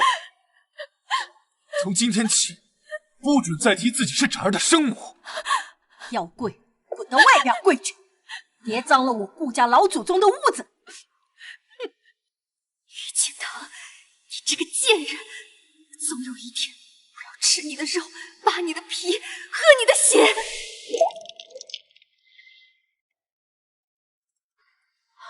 堂儿坐，亏得点翠来得及时，不然不知道你还要受多大的委屈呢。母亲，堂儿让你担心了。傻孩子，净说傻话。都回到家了，还这么拘束，你就安心的在家住着。我看那顾家还能生出什么幺蛾子来？堂儿，娘还想再问你一句，你可真的想好要和离了吗？母亲，堂儿前几日做了一个很可怕的噩梦，梦里我为顾府操持了20年，最后却落得一个家破人亡的下场。如今好不容易噩梦醒来，我不想再读20年。看今日他们的嘴脸，你的梦不无道理。哎呀，你就宽心的在家住下。不过，娘担心这世道对女子不公平，虽说是和离，可难免日后会有人指指点点，娘怕你心里不好受啊。世道不公，我就偏要这世道逆转。我要让世人都知道，女子不必依靠男子生存。若是所嫁非人，我们也不必逆来顺受。母亲，儿子一定用功读书，做个有出息、有德行的男子，将来给母亲养老。母凭子贵，儿子定不会叫母亲被人另眼相待。来，快起来！我一看到你就亲切，难怪你娘对你那么上心。走的时候啥都没带，就带了你。以后啊，你就是我们于家的孩子，我会请最好的夫子来教你。多谢外祖母，多谢母亲。哎呀，来，让外祖母好好看看。哎呦，真是个孝顺的孩子。母亲，泽儿乖巧懂事，功课呢也是极好。相信不久的将来啊，就可以参加乡试呢。啊！哎，母亲，今日怎么不见父亲在家？啊，你父亲还在宫中陪圣上说话呢。哎呀，母亲啊，孩儿想吃你做的烧鹅了。好，好，好，娘这就给你去做啊，等着啊。哎呀，这才是家的感觉吧。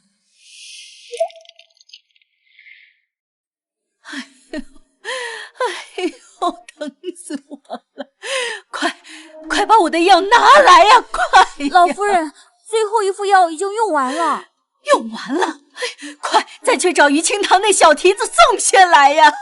老夫人，夫人已经不在府上了，您怎么又忘了？母亲，您这是怎么了？哎呀，老夫人头风又犯了，还是我儿心疼我。哎呀，知道来看我。母亲，嬛嬛正怀身孕，十分喜静，您整日哀嚎，她觉都睡不好。哎，好你个不孝子，竟然为了那个小贱人！莲儿，啊，把老夫人扶下床，到街上去找大夫。那便去找同仁堂的季大夫。玉清堂说药都是在他那拿的。好，儿子这便为您去同仁堂取药。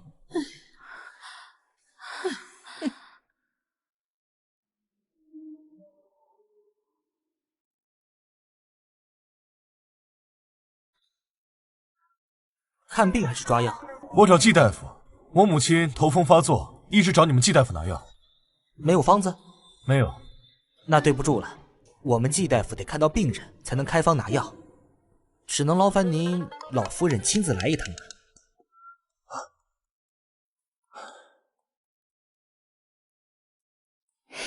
小姐，顾将军果然去请药了。想必啊，他那边的药也是不够吃了。同仁堂那边呢，也一定会让顾老夫人亲自去取的。那岂不是又有好戏看了？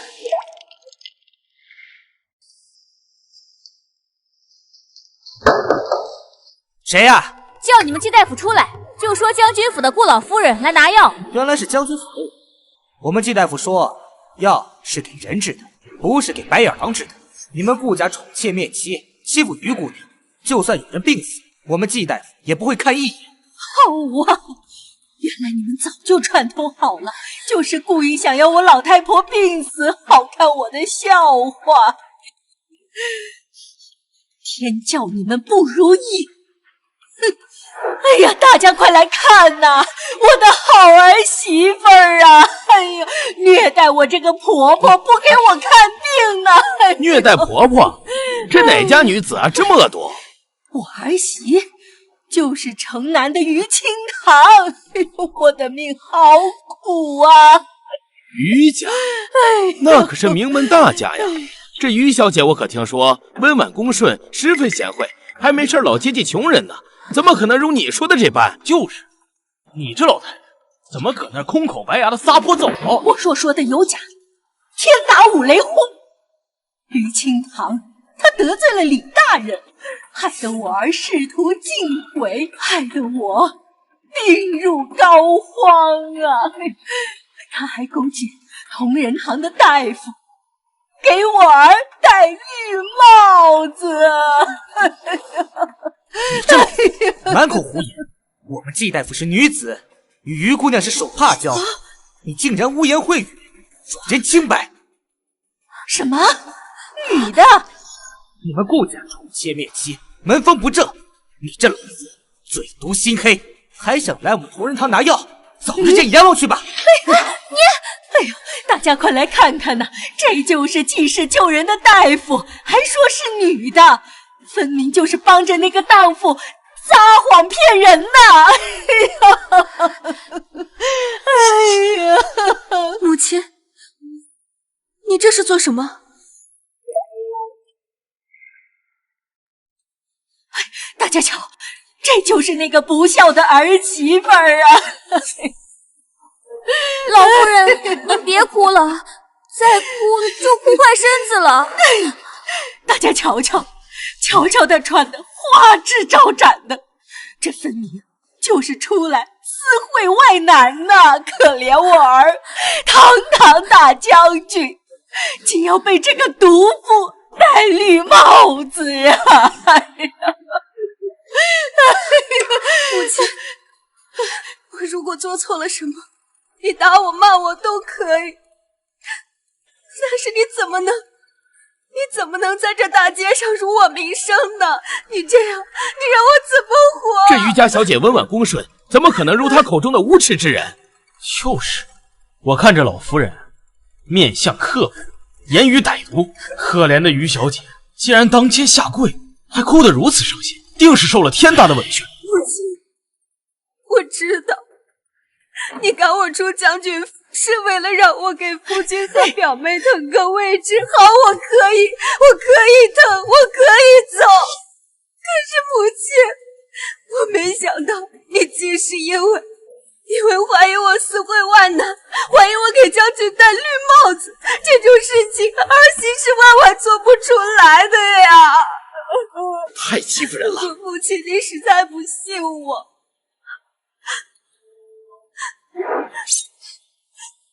那我就以死证明我的清白。小姐，你可千万不要想不开啊！为了这一家子黑心的，你不值得丢性命啊！你这是干什么？你简直满口胡言！我何时说过将军和他表妹的婚事啊？什么表妹？那根本就是将军养的外室。我们家小姐在嫁进将军府之前，将军就已经有了外室。什么？这还未成婚，妾室便进门了？这不是骗婚吗？你们为了我家小姐的嫁妆，骗我家小姐嫁入将军府。这3年，我家小姐兢兢业业，上下操持，这都城谁不知道？我家小姐贤良淑德，偏偏你们顾家这帮黑心的，不但不领情，还将那外世子过继到我家小姐名下。你们这是打的什么好算盘呀？这将外世子过继给正妻当嫡长子，这不是太歹毒了吧？你这个下贱坯子！我们主人说话，你配得上插嘴吗？我就替你的主子好好教育你，我就替你主人好好教育你。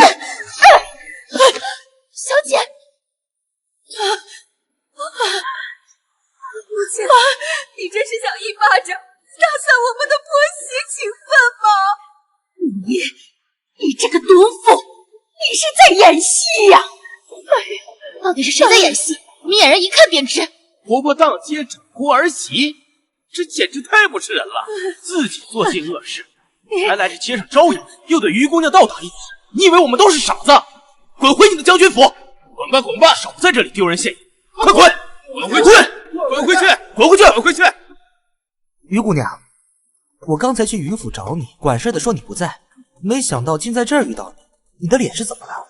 是顾家欺人太甚，亏得我家姑娘还想着这老婆子要快用尽了，想来季大夫这儿取一些带回将军府，却没想到刚到同仁堂门口就被这老婆子追着打。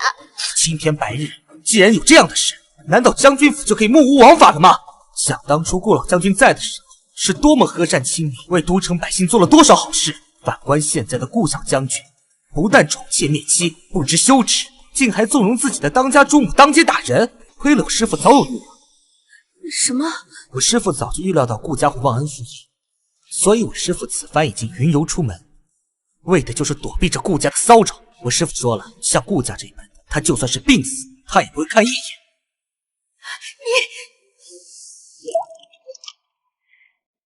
好，不愧是同仁堂的神医，果然有气节。我是菜市场卖鱼的，以后我的鱼不卖给你们顾家。我是棺材铺的，就算是顾家死了人，我也不会给你们做一个棺材。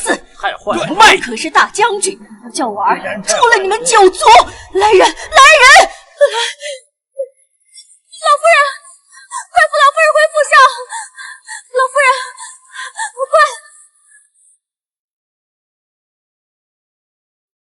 哼，快！于姑娘莫要伤心，这是我师父临行前潜心研制的十全大补丸，特地托我带给你。替我多谢季姑娘。我还有事儿，便不与姑娘多言了。点翠，我们走。快来人呀！老夫人晕倒了！慌什么？老夫人怎么了？老夫人，母亲，老夫人，母亲，怎么回事？喊大夫呀！同仁堂大夫请不来。那就喊别家的。母亲，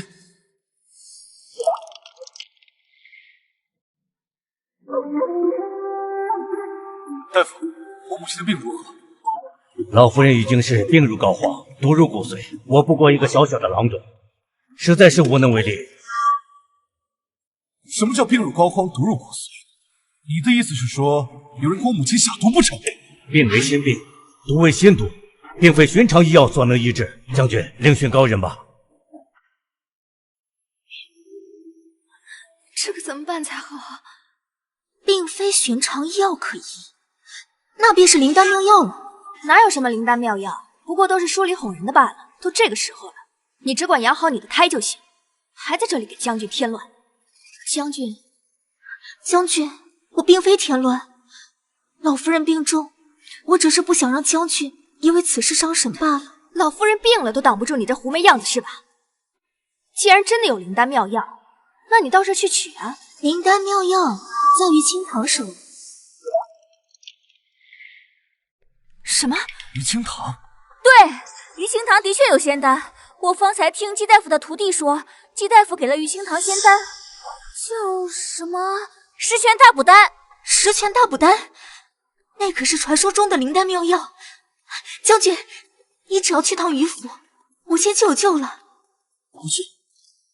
将军已经下定决心休了于清堂，怎么可能再屈尊降贵去余家求他？倒是你啊，我看你曾经也是余清堂的丫鬟吧？不如你挺着这肚子去余家走一走，说不定啊，他还会顾及旧情，把药给妹妹呢。啊，既然如此，我便替将军走这一趟。你身子不便，本将军怎么会忍心让你去求丹？为了将军，环儿赴汤蹈火也心甘情愿。只是余小姐能把这药给我，并不是念在主仆情谊上，是因为我这肚子里的孩子是将军的血脉，可怜我。而且余小姐心里还是倾慕着将军。母亲，儿子为你求仙丹去。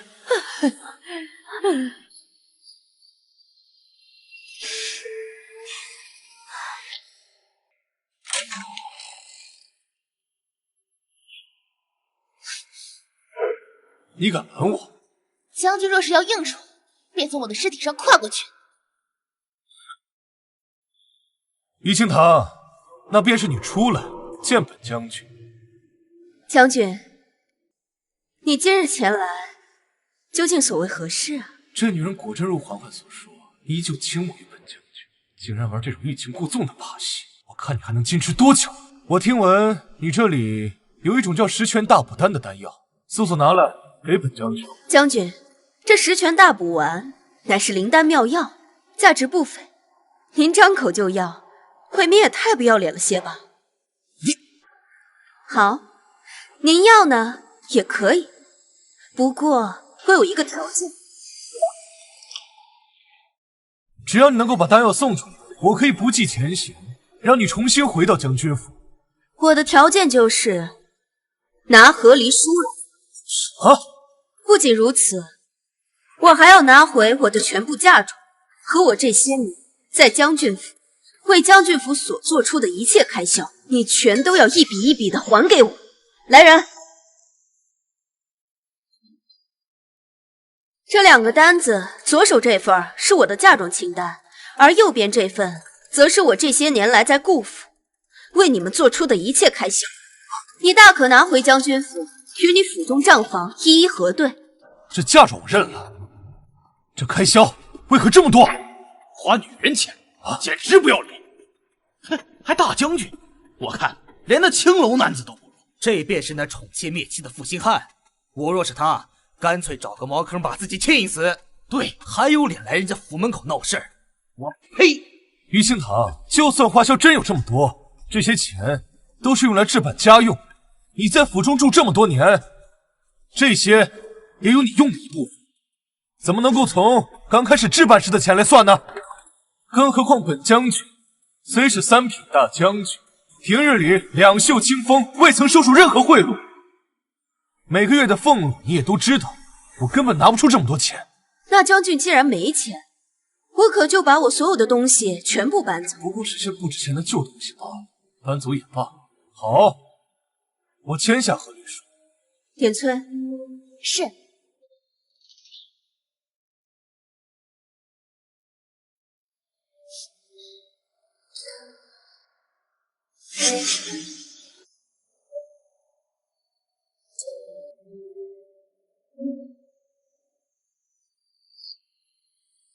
丹药。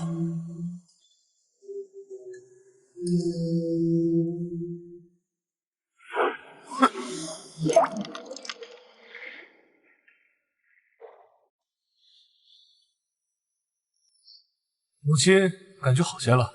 不愧是我儿，竟能寻来灵丹妙药。看来于姐姐心里还是有将军的。母亲，你有所不知啊，那于清堂表面上装作一副清高的样子，我只说了一句考虑他入府，他直接欣喜若狂，迫不及待的双手将丹药奉上来给我。终究是个低贱的商贾之女，他怎肯轻易舍弃这将军府主母之名？只不过他在街上大闹一场，丢尽了我们将军府的脸面。若是他回来了，一定给他好好教训一番，让他重新明白该如何做一个贤良淑德的妇人。将军，老夫人，于清堂带着一帮下人回来了。哼，母亲，看到了吧？果然如我所说，看来于清堂这次回来，便是为我府上置办了不少新的这个丫鬟家仆。慢着，你且先不要出去给他好脸色。燕儿，扶我出去看看。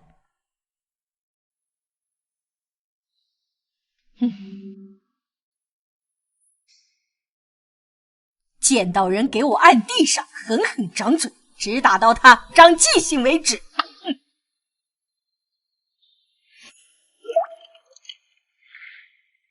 哎，西屋那些古董花瓶，还有东边那几个流金屏风，快！别搬了，住手啊！哎呦，这哪里来的强盗啊！别搬了！强盗？这些东西可都是我家姑娘用真金白银买来的。反了你们了！这可是将军府，你这是明抢！这镯子好像也是我家小姐上的，虽然不值什么钱，但也能给我家小姐听个声响。于清堂，你在干什么？你给我住手！那些花还有那些树，都是你当时来的时候移植过来的，现在搬不走怎么办呢？既搬不走，花摘了，树也都砍了吧。儿子，快叫他们住手！住手啊！住什么手啊，将军？这里可是有你亲手画的押，签的字，白纸黑字的，说明我可以拿走所有将军府属于我的东西。怎的，将军如今想耍赖不成？哎呀，不可不可！不！母亲，母亲！老夫人，老夫人！姑母，你没事吧？于清堂，你到底安的什么心？你偏偏要气死我姑母不成？表妹这话说的蹊跷，母亲可是自己晕倒的，与我何干呢？清堂，尽管三长两短，我不会轻饶你。圣旨到！圣上口谕：西南边关战事多发，传常威将军顾江宁即刻进攻面圣，3日之后出征西南边关，赏黄金100两。臣遵旨。我儿又要立战功了！哎呀，于清堂，你可听清楚了，我儿就要进攻面圣，3日后就要前往西南征战，再回来就不是3品将军那么简单了。于清堂，你今日做事决绝，来日必有你后悔之时。母亲，我看你耳朵上这对耳环倒是很眼熟。罢了，送与母亲便是。点翠，回府。于清堂，待本将军立功归来之日，便是你后悔之时。上一世西南战事凶险，若不是我于家保他后方粮草充足，派出私兵相助，这顾江宁怕是性命都难保。这一世我倒要看看，没了于家的鼎力相助，你如何理财？母亲，我要立佼佼为贵妾。将军，怎的如此着急？等你得胜归朝，再做打算也不迟啊。母亲，你且看，如今府中上下被于清汤搅得是一团糟。嬛嬛身怀有孕，不宜操劳，之所以将佼佼立为贵妾，是因为希望她能够学习管家之事。今后府中上下由你打理，缺什么就重新置办。我相信你一定不会辜负本将军。将军，夫君，你且放心的去吧，妾身一定不负所托，等将军得胜归朝。好，替我照顾好母亲，还有嬛嬛，我即刻进宫面圣。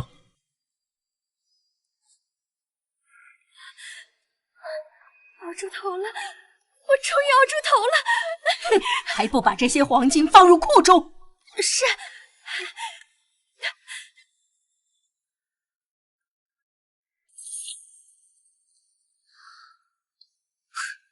黄金百里，就连于姐姐给我这个镯子都买不起。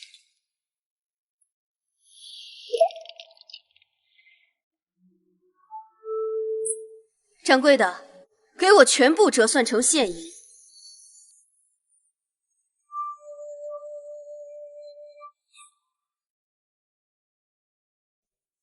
师傅，您来了。这些天多谢你替我照顾药铺，陪我演戏，辛苦了。不辛苦，倒是师傅为了顾家那老妇点灯熬油的，潜心研制各种方子，那真是头老白眼了。不过看他面相，应该病入膏肓，命不久矣了。天作孽犹可恕，自作孽不可活。就是那样坏透了的人，死了也活该。这一世还长，上辈子顾家亏欠我的一切，我会一点一点找回来。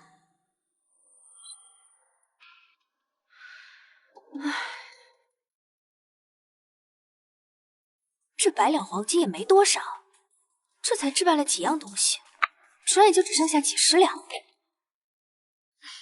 奴婢以为，不如用这几10两银子换个铺子，这样便可以钱生钱了。怎么跟个姓于的一样，满身伤骨的下贱气！二姨娘，老夫人叫您过去。知道了。母亲，母亲，你为何要打我？母亲，你别揣着明白装糊涂，你自己瞧瞧，这根本就不是上等的血燕。如今你掌家，你怎敢把这种下等货端到我屋子里来啊？哼！不光如此，就连平日的吃食也缺少荤腥。从前于清堂在时，我桌上必有8菜1汤，你如今安的什么心？你难不成是想委屈我不成？母亲，儿媳实在是冤枉的。这偌大的将军府早就被于清堂给搬空了，这100两黄金实在不够开销，儿媳只能顾全大局，儿媳没有办法呀。哼！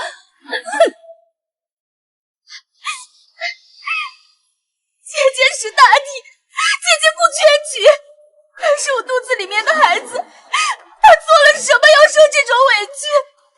我可以受委屈，可我肚子里面的孩子是将军的血脉，怎么能跟我一起受委屈呢？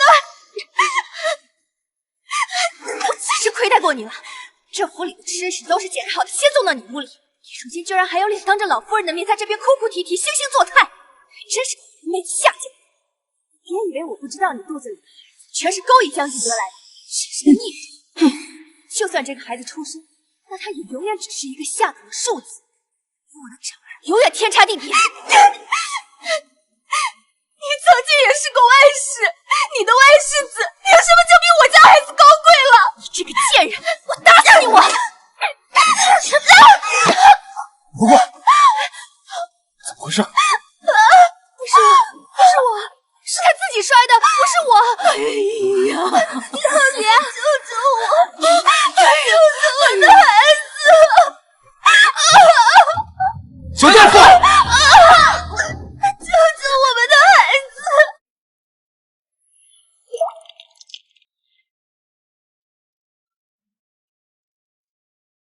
将军，此次流产不仅是摔倒冲撞的原因，更多的是母体营养不良，导致胎儿本身就羸弱，所以更容易流产。将军，此次流掉的是个男胎。我的孙儿还没出世就夭折呀，这是我们顾家上辈子造的孽。将军，我们的孩子，可怜他还没有见到他的爹爹娘亲，就死于腹中了。方恨今日的饮食是谁照看的？将军，这府上的余钱本来就不多了，母亲还要养身体，妾身想着妹妹少吃几碗燕窝也不会有什么。打得好，贱货就该打，害得我孙儿没了，还敢攀扯我！你也曾为人妇，为何如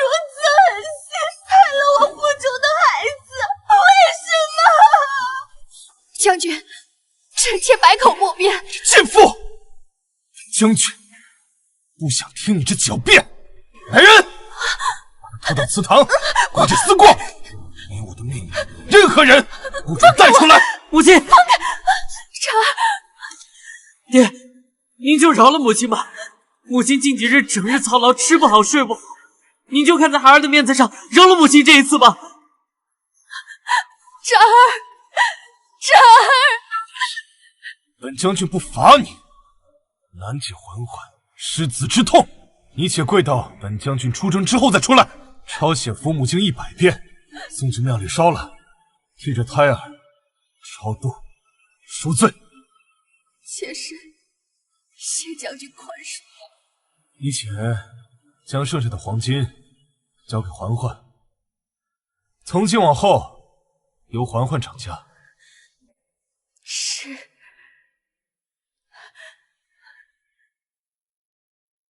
今日你便好好安抚安抚他吧。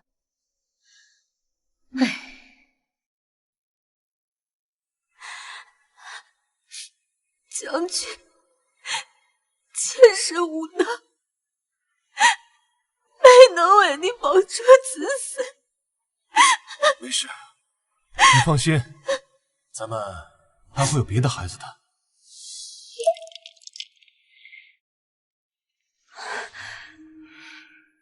想让我在这儿坐以待毙，做梦！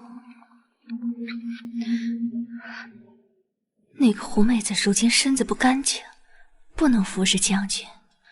等我拿到这合欢酒，将军必会对我动情。到时候这掌家之权照样是我木角角的。将军，我在这儿。小妖精，若是让本君逮到，一定不会轻饶你们。来呀，来抓我呀！妹妹们，照顾好将军。将军出征前怀上子嗣，便是你们的福气了。我的嬛嬛还真是温柔贤惠识大体啊！本将军没有瞧错人。等姐姐身体好些了，再与妹妹们和将军共享极乐。站住！你怎么在这？你不是被将军罚跪祠堂了吗？好你个贱妇，自己爬不了床，便在府中给将军招忌时，你简直恶毒透了你！你被将军罚跪祠堂，竟敢擅自逃离！来人，把他带回祠堂，罚跪3个月。松开我！你这个贱妻，你凭什么处置我？将军，将军！你以为将军现在还想开你这张脸？贱人，带下去！贱人，贱人！把手脚绑起来！将军，省得再逃跑！我来见将军！将军，将军！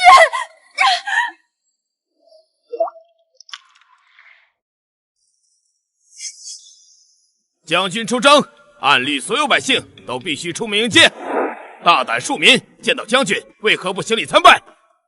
于清堂，本将军出征在即，特来见你，便是念及旧情，想再给你一次机会，特许你重回将军府。待本将军凯旋归来，你再后悔，那便是马前泼水，覆水难收了。顾大将军，怎的？圣上刚赐给你200两黄金，这么快就花光了？又想来我于府骗婚，让我用嫁妆去补贴你那徒有虚表的将军府吗？你简直不可理喻！商贾之女有几个受钱罢了，和离说起来好听，等你真的踏出将军府的那一步起，你这副低微弃妇之躯，有哪家会要啊？是吗？于夫人，于姑娘，大胆！你是何人？没见将军在此绣花吗？朝中将军众多，我家丞相一时也记得不全了。你住嘴！既是丞相府的家仆，不知来于府所谓何事啊？不知是否是于府有什么地方得罪了丞相？我家丞相夫人下月初1将在府中举办品茗会，特聘小的前来给于姑娘送请帖。啊！替我转告丞相夫人，清堂一定参加。这于家一介商贾，不知是何时竟然有了丞相夫人这层关系。于清堂，不要以为你搭上了丞相夫人的关系，你就可以逆天改命。就算你穿的花枝招展，前去品茗会，以你这副弃妇之躯，也无人会要。是吗？于姑娘，于姑娘，于姑娘，受夫人之托，替二公子求娶于姑娘。我是郡主府的，替我家小姑爷求娶于姑娘。来来来，进府里坐。于姑娘，于姑娘，于姑娘，于姑娘，且慢，诸位，清堂目前只想承欢膝下，常伴父母左右，并无在家打算。诸位请回。哎，于姑娘，你再考虑啊！于姑娘，再考虑一下吧。于姑娘，简直不堪入目！众将听令，出城。哎，母亲，喝点茶吧。自己喝吧。燕儿，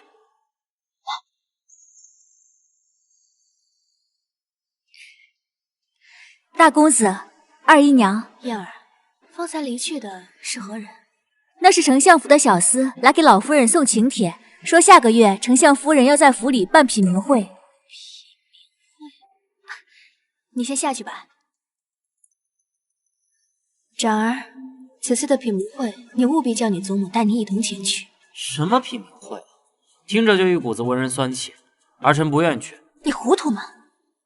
丞相大人妻妾众多，府中未出阁的千金更是有10几位。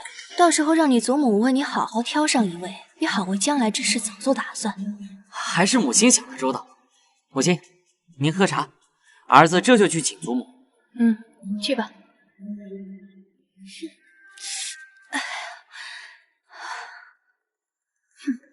跟我斗！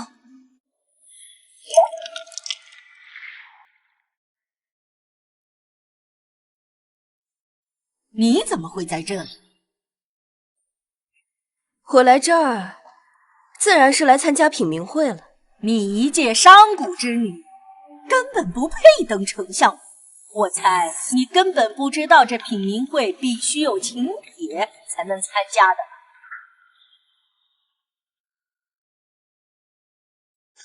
像你这种下贱低微的身份，是断不会受到邀请的。请帖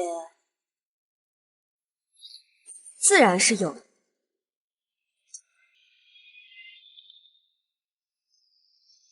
于姑娘，请入内。等等，丞相府是何等的高贵，请帖怎会下到你们商贾之家？我看这颜色也不对，八成是假的吧？于清堂，你刚和我儿和离，就忘了混进丞相府勾引丞相公子，你可真是厚颜无耻！祖母，你话了，不许进。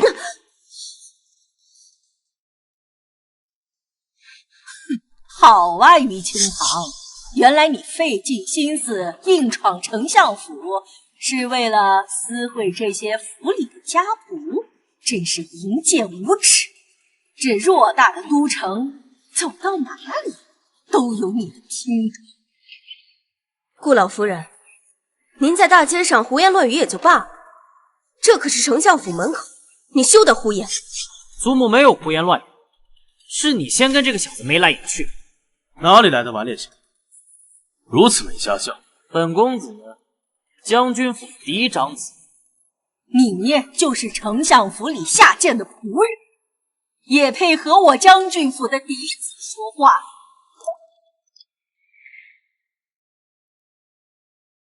下贱家仆，你可知道他是谁？我劝你们最好谨言慎行。衣衫不整，满身脏污，难不成还是丞相府的公子？好一个以貌取人的刁货！怪不得城里说你们将军府个个卑劣无耻。今日一见，本公子果真是开了眼界。你什么身份啊？就敢自称公子？要是让你家主子知道了，非把你扔出去打死不可。我是丞相府三公子，这府上还没有人能管得了我。真是天大的笑话，还敢冒充丞相府的三公子！我这边找府里的人问问，看看你到底是真是假。你只管问便是。站住！老夫人，有人冒充你府里的三公子，你是在这府里做事的人，肯定认识公子千金。你来看看，他到底是真是假？他呀，他不是三公子，我也从没见过这个人。你是哪个院子的下人？竟然连本公子都不认？我就是三公子院里的小厮。我们三公子华贵无双，你这肮脏匹夫，你也敢冒充三公子？玉清堂，你还有什么好说的？你可真是下贱，竟带着个不入流的姘头冒充三公子，擅闯丞相府，就是罪该万死！还不快叫人来，把这对奸夫淫妇拖出去发落了，免得丞相夫人来了迁怒于你。哎，快来人呐！这里有人冒充三公子，企图不轨啊！何人在此闹事？林老夫人，老夫人，就是这两人拿着假请帖，还冒充我们三公子。小人正在给老夫人发落他们俩。大胆狗犊子，瞎了你的狗眼！老夫人，您这是何意啊？母亲，儿子今日外出打猎回来，及至将猎得的野物献于母亲，便没有及时更衣，却不料被人百般折辱，竟还连累了于姑娘。什么？这真是三公子啊！你这声三公子，我可受不起。你不是信誓旦旦说本公子是于姑娘的姘头吗？什么？竟有如此骇人听闻之事！就算他是三公子，那他的请帖也是假的，因为他跟我们祖母不一样。那是因为我们老夫人下令，请帖分为上下二等，于姑娘的请帖为上等，所以入天喜。你的是下等，只能做弟媳。什么？一个商贾之女的席位，比我们将军府还高？你们将军府不过一介武夫，在我们丞相府倒还不如上古高。一早我就听说将军府近日不安乐，我还不相信。今日一见，倒是让我高看你们了。你们连我府的地帖都不配拿。来人，把这两个为老不尊、为幼不敬的东西轰出去！常威将军，南中将军，这街上喊的是不是你父亲的消息啊？祖母，是我父亲，首战告捷。顾将军首战告捷，这边又要记军功了，恭喜顾老夫人！恭喜啊，恭喜啊，顾老夫人！林老夫人，不知我是否还有资格参加这品茗会呀？哼，自便吧。于清堂，待到将军得胜归朝时，等着看你的好戏。哼，好戏？我看这顾府日后的好戏呀，那是要一出接着一出。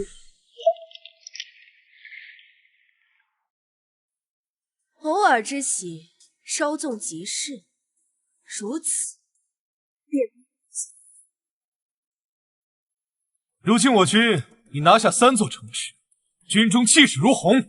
今日本将军将率领亲兵乘胜追击，势必10日之内将死守的灵书关一举拿下。报！将军，不好了！我军粮草遭到突袭，所有粮草被尽数烧毁，所剩无几。什么？还剩多少？能有几日？最多3日。3日。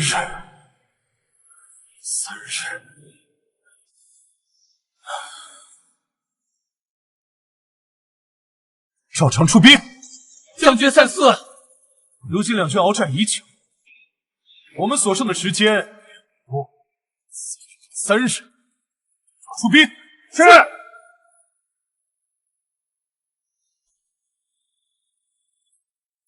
站住！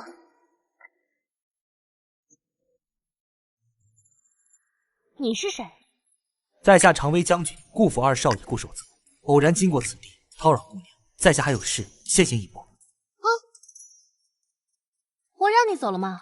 男女授受不亲，姑娘，在下真的有事，先行一步。还真是个木头人，也不知道是怎么考的3师弟呢。我看啊，就是一个会死读书的呆子。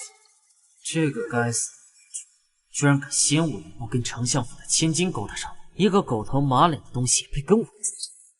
你去给我把树上的风筝取下来，你去给我拿一点糕点。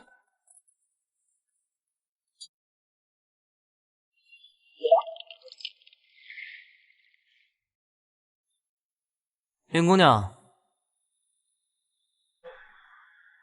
在下常为将军顾府嫡子顾千斩，特来问林姑娘安。顾千斩，你就是刚刚那个呆子的哥哥？刚才那个不过是将军府的养子，上不了台面，更不配跟本公子相比。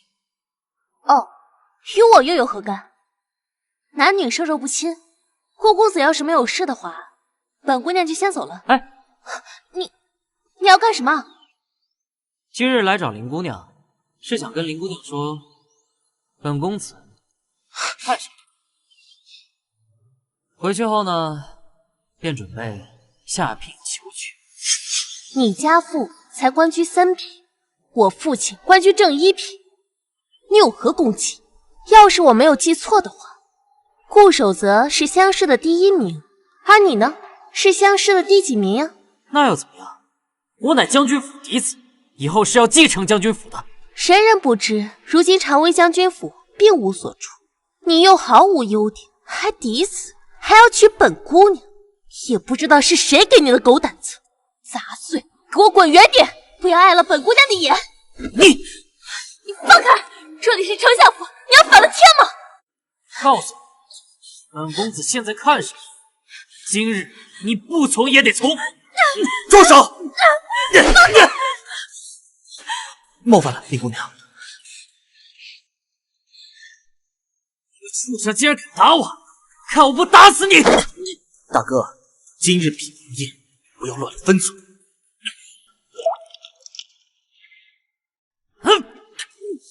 大哥，今日品茗宴，不要乱了分寸。你是个什么东西，竟然敢管我！我告诉你，回去之后，我非要让父亲把你打得皮开肉绽！竟有如此狂徒，破天换日之下竟然如此无礼！来人，来人！大胆，放开我！你们知道我是谁吗？放开我！松开，松开，松开呀！祖母，你们丞相府就是如此家风吗？众目睽睽之下公然欺负我家公子，当是我们顾家的人全死了吗？你个老东西，竟敢跑到我们家来耍威风！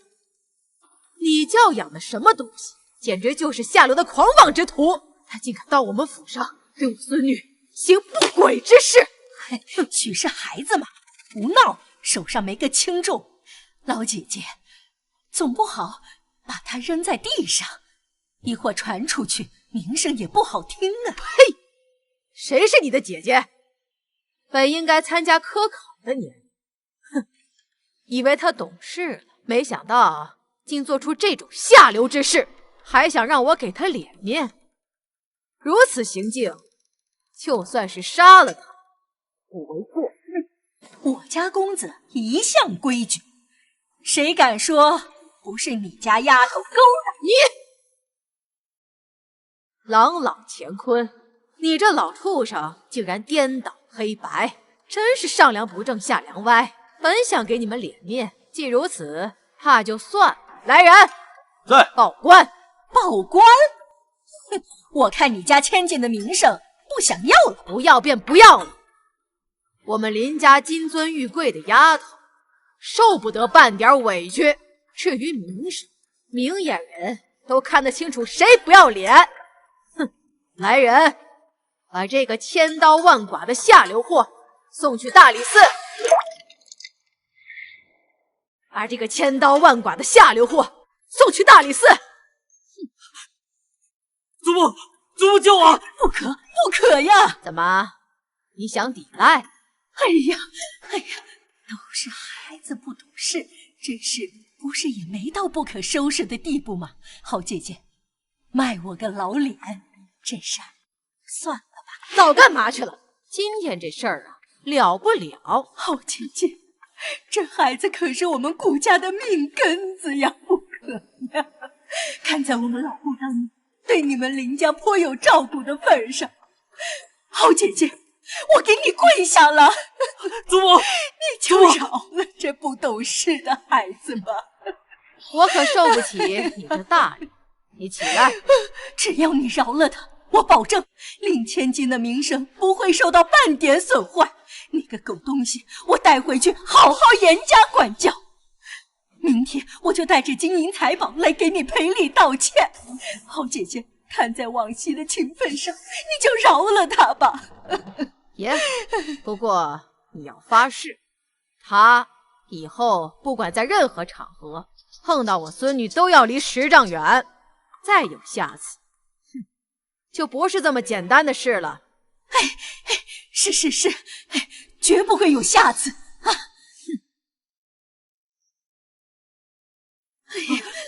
祖母，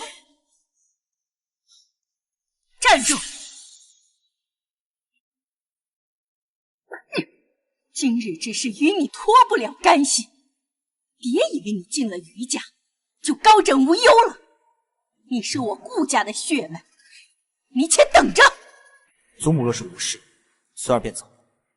站住！我许你走了吗？啊！竟然跟于清堂那个娼妇一模一样啊！老夫人，前线来信了，将军有消息了。将军来信。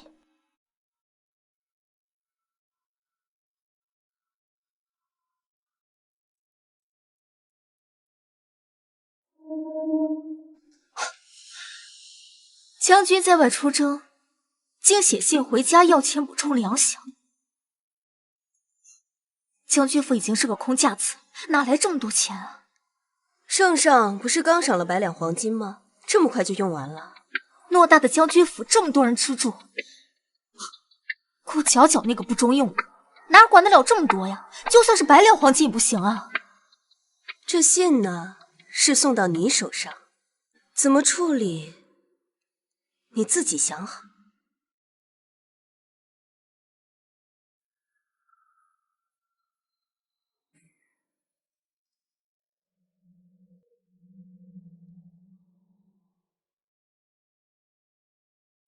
如果不是家里有人病重，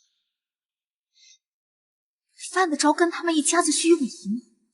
姐姐，我实在是忍不了，什么时候是个谱啊？顾江宁要真是立了张公可怎么办？他立不了功，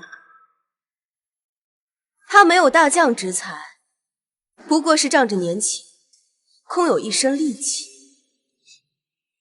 这年头啊，只有力无用。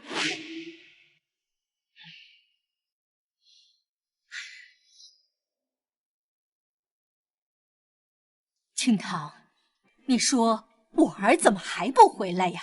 不是击败了敌军，立功了吗？怎么会如此呀？母亲，你先别着急。将军他是因为骄兵被敌人迷了眼，中了圈套，损失惨重。幸好叫人送信回来，我当时马上就包了10万两黄金送过去，补给了粮草，不然怕是天塌大祸。如今进宫面圣，想是免不了问责和拷问。我已经连夜写信给父亲，让他进宫说情去了。你懂什么？你倒是会揽功，一个内宅女子，沙场上的事也是你可以指挥的。至于你父亲进宫，那是应该的。他一个商贾之人，偶尔得了圣言，那必得对我儿多有助力才行。母亲说的是。将军回来了。母亲。哎呀，儿子，你终于回来了。将军，圣上责罚你了吗？本来要罚的，还要销官。圣上念在我及时不过，还有岳父求情的份上，这才不赏不罚。啊，清堂，多谢你。将军，你这是哪里的话呀？你我是夫妻，一荣俱荣，一损俱损。只要将军你人没事就好。儿子。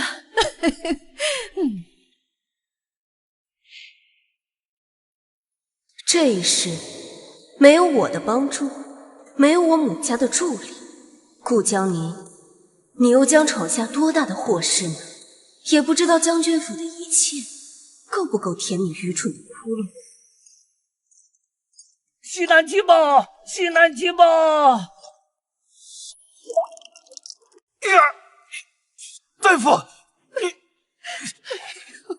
的儿啊！将军的腿怕是不成了。什么不成了？我儿子是将军，怎能没有腿？定是你胡说！哎呀，不可能，不可能！你是不是没有给我儿用最好的药啊？我儿子可是3品常威将军，那可是要封爵的！你敢敷衍？您说再多也没有用，将军的腿，这筋骨已经被马蹄踩碎了，根本接不上。老夫尽了全力，才保将军一条命，实属不易。老夫人，您别再为难我了。大夫，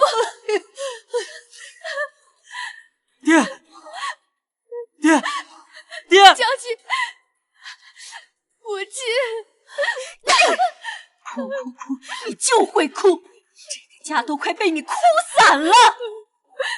黄花的孩子没有了，婵儿也被你这个没见识的给养废了。要不是你，我儿又为何要去那么远的地方受这个罪呀？都住嘴！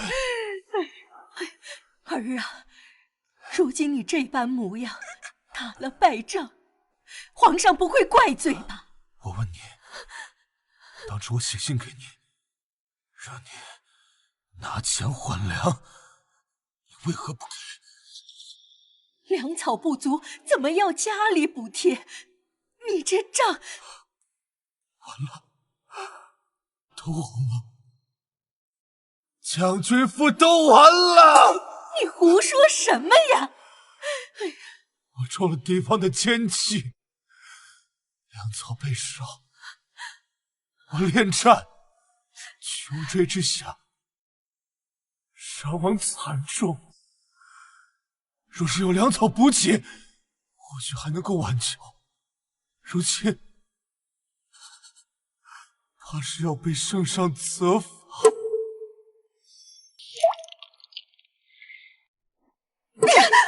说，你为什么不给钱？我不知道，我以为这粮草军中都会补给的，谁能想到是这样？现在家里面已经没钱，这偌大的将军府现在就是一个空壳子。上次将军赏赐的100两黄金，如今也只剩下10两。你告诉我这点钱能够做什么？没钱，你想办法呀！要你何用？你还真是不如于清堂呀！起码他掌家的时候，将军府没出过什么差错呀。家门不幸，家门不幸啊！凭什么我处处不如他？他于清堂命比我好，他命比我好，难道也是我的错？他是要父亲早年间浴血战场的战绩全部赔回去，如今又成了个废人，我活着有什么意义？有什么意义啊？我苦命的儿啊！都是你这个丧门星！别打了，住手！你还敢推我？燕儿，把他给我拖下去，狠狠的打！是，来人！不要！将军救我！好东西，你竟敢伤我母亲，我杀了你！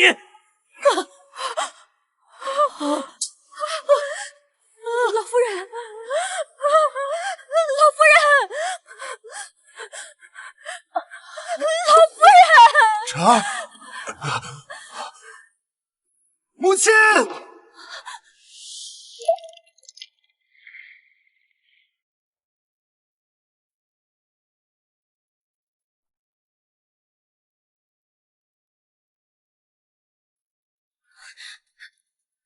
这里不欢迎你，玉清堂，请你离开。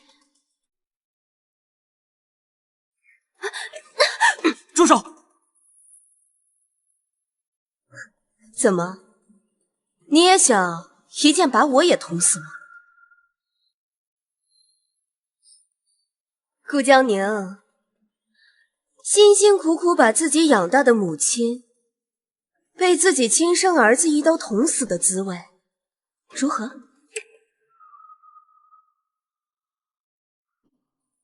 如此的不敢言，你就这么想包庇这个天生的坏种？他不是天生坏种，他只是年纪小，不懂事。年纪小不懂事，顾江宁，你还真是会自欺欺人、有眼无珠啊！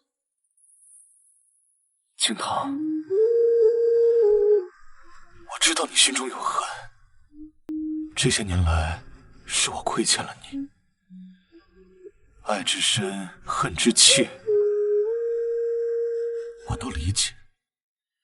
是我双眼被蒙蔽，是我分不清谁好谁坏，我后悔了。只要你回到我身边来，只要你回来，我愿意把将军的爵位、将军府的一切全部都给你，给我和你的孩子。将军，你说这话什么意思？你把我跟展儿放在哪儿啊？走开！青堂，我知道错了，你再给我一次机会好吗？圣旨到！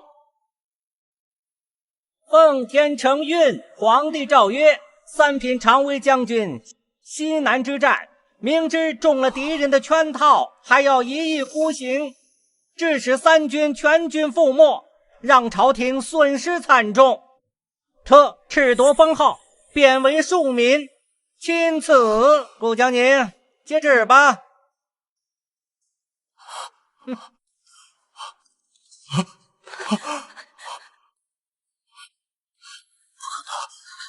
不可能！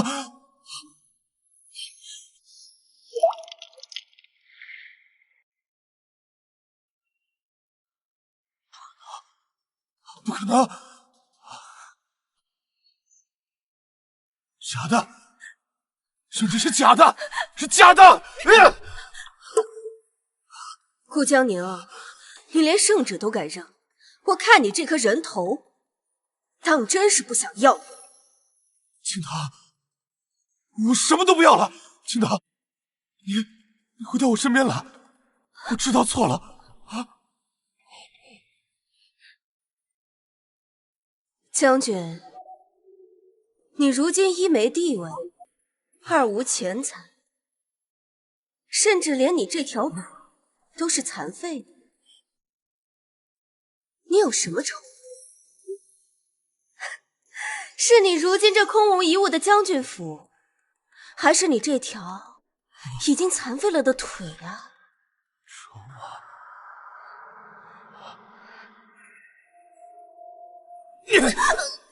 母亲，筹码，我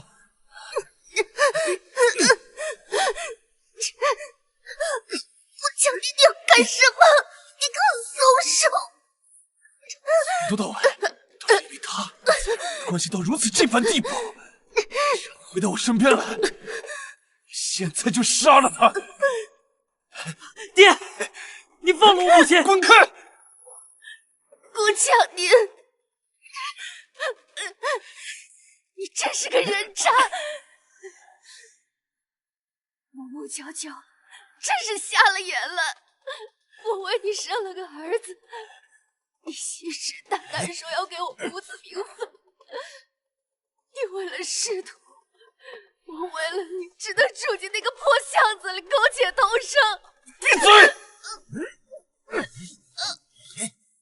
偏要说，偏要说，我为了你忍辱负重，背负骂名，如今你却为了这个贱人要杀我，你就是个畜生！你落得如此下场，就是你的报应！这个贱人，都是因为你，是你勾引的我，敢瞒着我，坏了这个孽障，怎么会一步错步步错？当初最后悔的事情，就是在迎娶清汤之前，没有先杀了你。你去死吧你！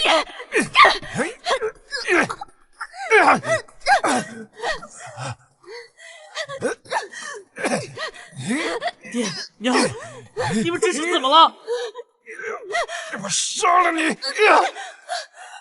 顾千斩何在？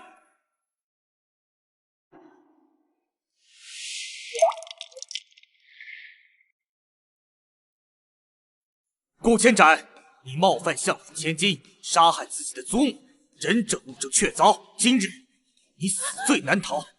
本官今日便要将你押入大牢。不是这样的，不是这样的，我是立国公的，我是要当丞相的。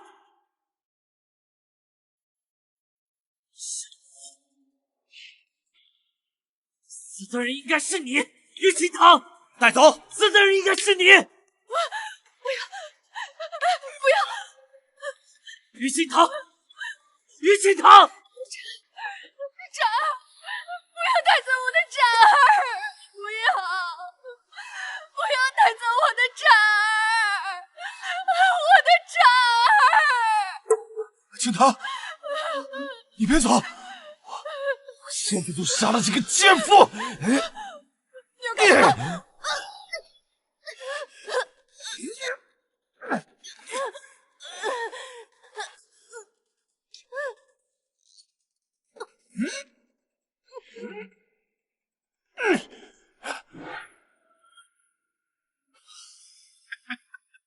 我把这个奸夫杀了！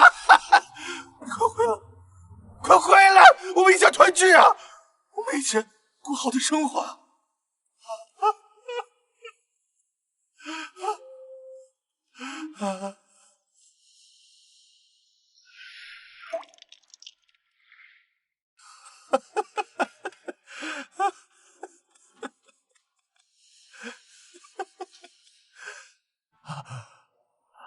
欢欢，我就知道一定会回来的。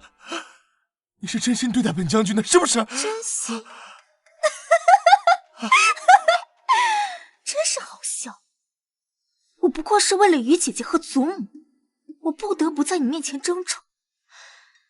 唉，我实话告诉你，跟你在一起的每一分每一秒，都让我觉得恶心。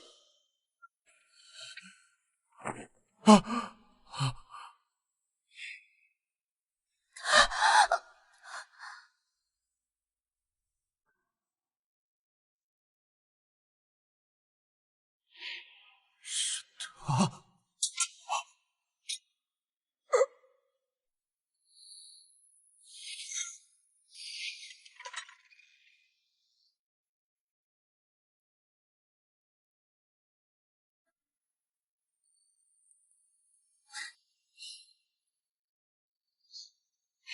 今天天气可真好啊！过几日我要去送泽儿参加乡试，你祖母药可得按时服着。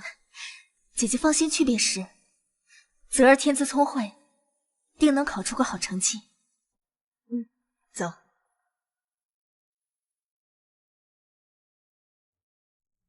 圣旨到，奉天承运，皇帝诏曰：吏部侍郎顾守则克举奉公，高封亮节，册封为一品丞相。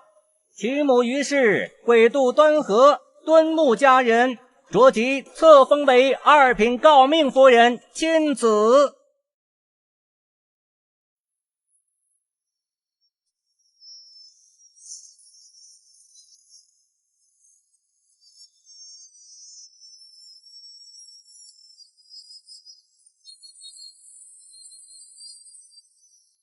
母亲，儿子回来了。